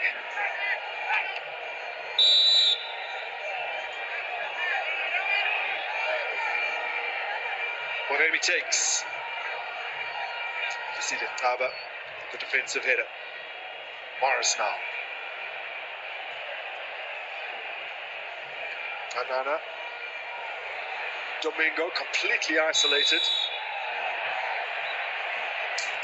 And that helps the City cause as they get yet another free kick. Yeah, that's the City. That's how they're going to play. Just to try and gain ground by winning those fouls. Getting closer and closer because they don't have an out-and-out person to be able to play those balls whenever they're under pressure to be able to run into. Because it would seal. So it was a set piece that forced Maurice then to be inside the box. So they didn't have anybody else. So these are type of fouls that they're going to win just to gain ground.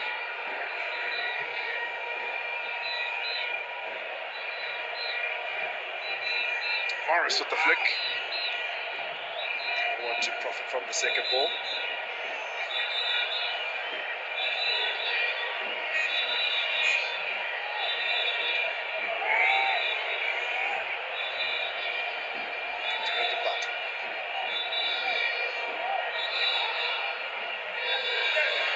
Lungu. Kabani was supposed to see they still got Pani Lungu. Alfred Tabani has a big decision to make, and on the advice of his first assistant from Mario Piri, he says it will be a corner. And you can see also from the referee delayed a little bit just to look at his linesman as to then making the perfect decision because Lungu was on there with his speed, making sure that he gets first onto the ball. Maybe also allowing the defender to come in so that they can win that. So you can see here thriving through in between those defensive line. Very tough to call. Outside it comes for it. Doesn't get anything on it really. Daba in first time. Good strong header clear by Zaka. The replay doesn't reveal all too much. Another coming across. Does he get a toe on it? Yeah. Blinding run from Kapani Lungu. Making the most of the fact that he's one of the freshest players on the field.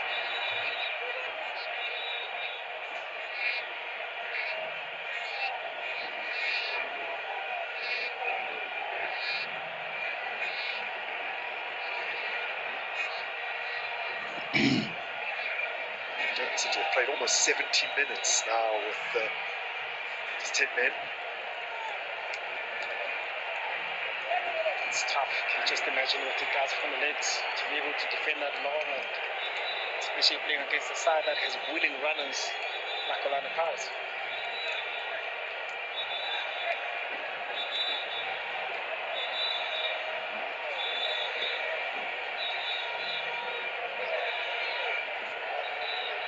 Siema. Ndaba. Moremi.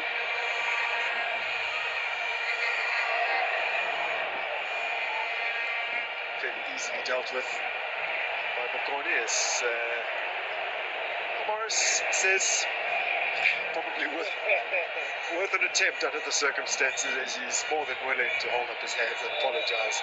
You can see exactly after he didn't get the correct connection that he needed, immediately his hands were high. But when you get it right, it becomes one of those brilliant goals, because Super China is forever out of position because the team is dominating so much position playing in the opposition's half. So those are chances that you need to take, especially playing with one man down.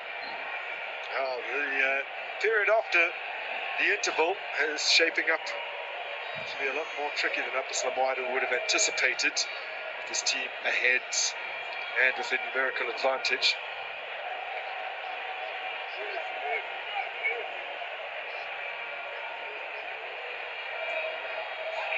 The sub after this Kakuni United defeats last weekend were already sounding the alarm, but Farouk Karodia, Durban City owner, came out in defence of Khalid Ben Yusuf to say much too early to be making any kind of decisions on his futures. Tani Lungu does just about keep it alive for Orlando Pirates. This is Zambian once again. Tussle with Domingo, and he fires in the cross. Radiapane rose forward, couldn't make the connection. Zulu now gets away from Mbata. It's found by Siema, who can crack them and has done previously. Zero against Orbit last season.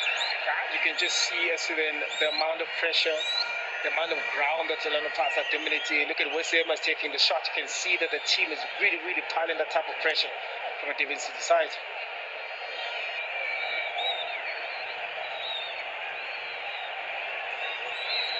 We just need to get more on that. It was a great cross. Only seconds remaining in the first half of extra time.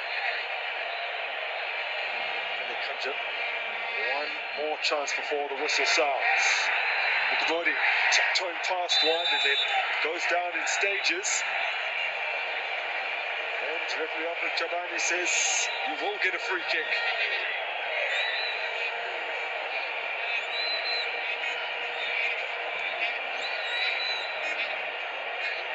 It's that clip there from Domingo. And really forced Mukabodi to go down, and another pass with all the amount of set pieces that they have in the game. They need to, try to pull something out of the sleeve, to try and create something out of this. Well, Moremi has already struck the crossbar from a direct free kick.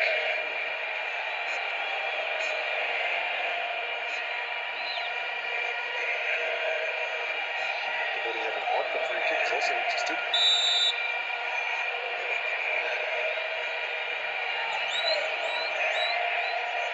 Mukabodi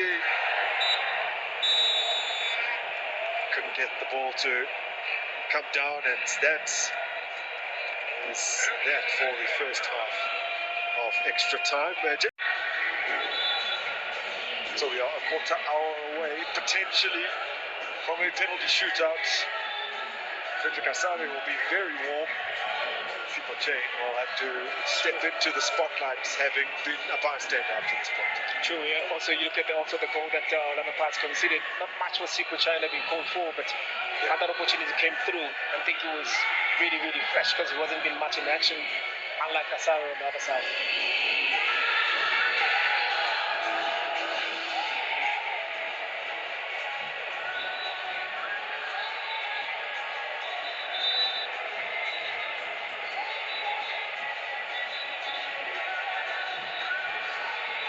So the players are ready. Get restarted here. I think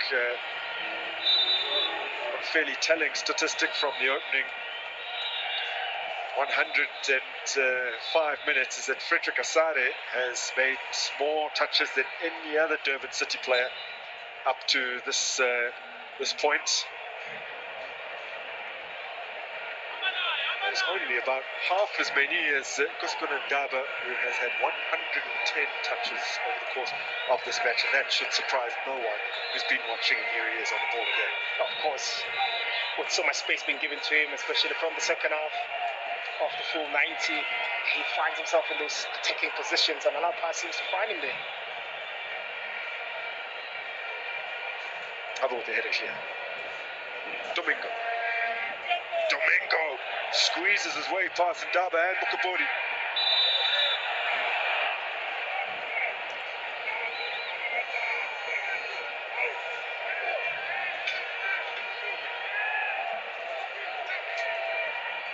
That's a free kick as well. He's been very good at doing that since being introduced. Being able to buy a foul when necessary. Did he escape those two?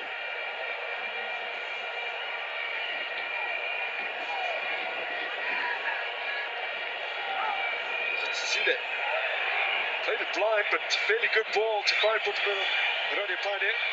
He's now looking to provide him an option. And the challenge made successfully. Just getting on the ball was Zile.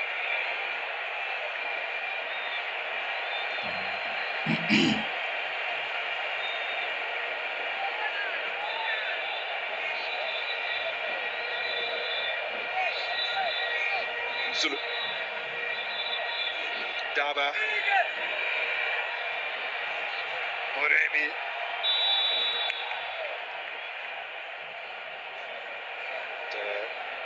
Moremi just gone a little early, but Makua did what was necessary in any case. Yeah, Makua has been doing superbly well with this defensive recovery. Yes, Moremi was slightly forward, but look at Makua, putting his body just in front, just to make sure that even if it's not offside, be able to play on, making sure that Moremi doesn't have that opportunity to play that cross.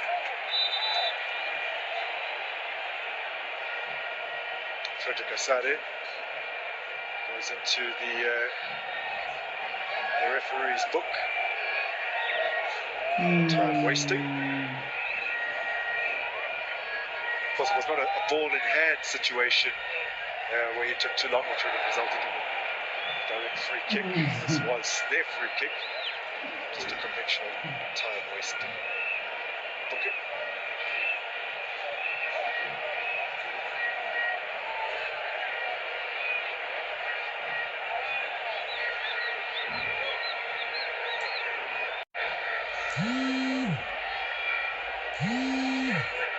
Helped on to Radiopane.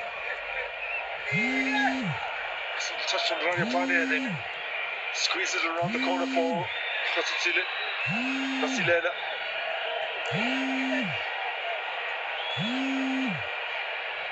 Doesn't reach Moremi. That's well won by Mukabodi. It's upon Moremi. Daba has created 5 chances already in this match. Space for Bata to pull the trigger. It's flown into the heels of Radiopane. Now Lungu. Bata again. Kampani Lungu. Straight to the side. Yeah, I think a lot of fans have been calling for Bata to get into this position to be able to pull the trigger there. But for him this time around, he didn't find the connection that he needed. But Lungu rather, with the cross that really went on to Asare, I think he had a better option. Maybe cut back a little bit. Trying to find your teammates in and around those areas because everybody was late.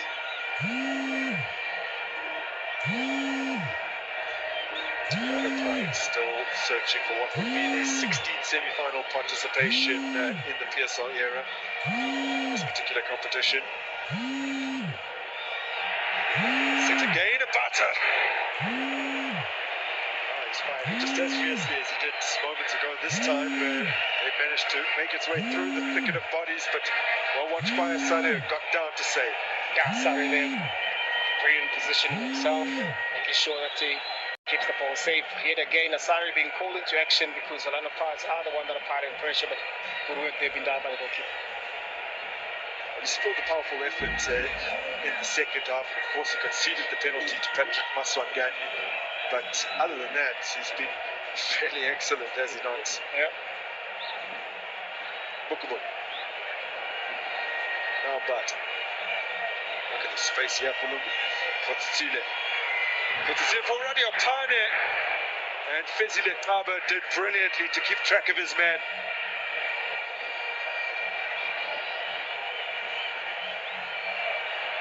Still they have it, the hosts. Bata, Mukabori, Ndaba, Muremi.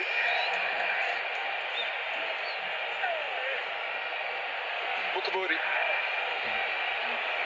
Kampani Lungu for Khotsile. Masilela laying it off for Lungu. That's fairly routine for Asare.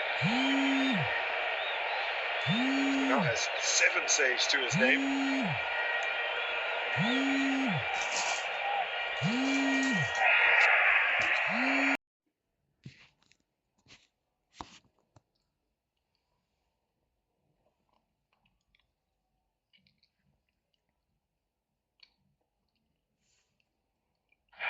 Laid off for Mukabori. Tabani has resisted the urge to bring the whistle to his lips. Did think about it. Zulu for Bata. Lungu. Talented Bata. Hooked forward where Sade claims ahead of Radio Pane. Sade making sure that he dominates that area. Whenever the ball just bypass his defensive line and make sure that he's highly concentrated, making sure that he goes out with confidence to claim this type of balls.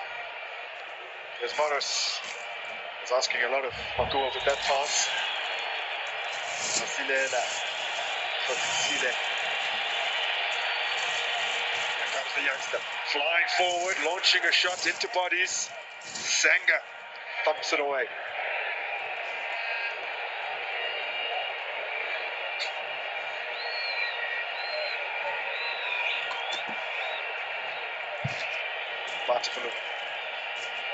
Deep cross for Radio Pane.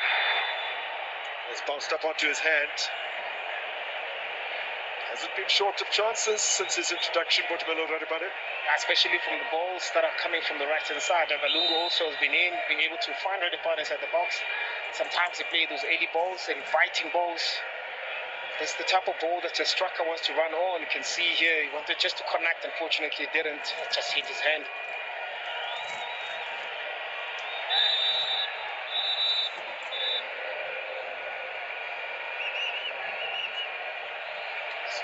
By Makua. The Pirates have taken it quick.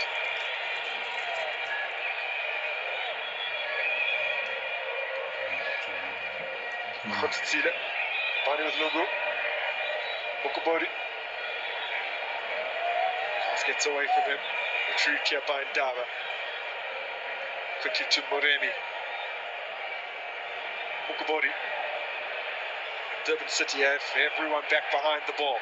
Talented Bata for Kampani Lungu again, trying to find Radio Pane inside that 6-yard area. I think Durban City's defense, this man here, the captain Ngana, has been very solid ever since losing Musomi. He took responsibility of making sure that that consistency in terms of defense is still intact and still rallying his team to be able to make sure that they defend in the unit. That's a very, very impact not to allow all of the pass to get into the score sheet. Moremi's ball in. And Sulu helped it along. And it's been hit brilliantly by Kampani Lungu. Wow! Wow, what a goal! What a winner!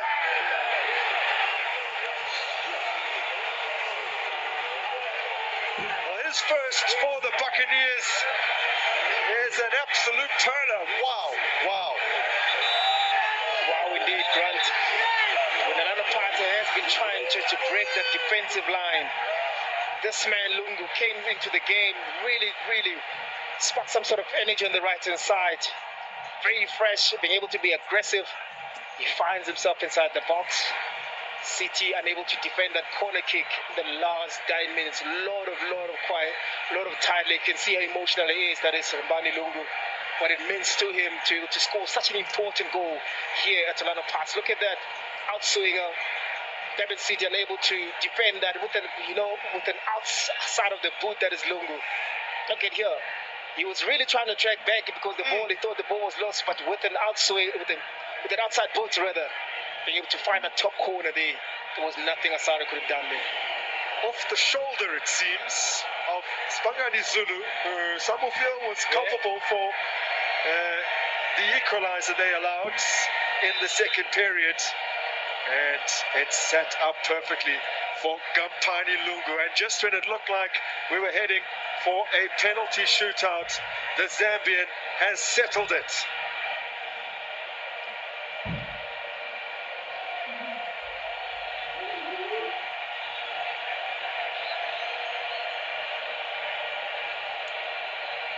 Patched up Siema to Zulu and Chain.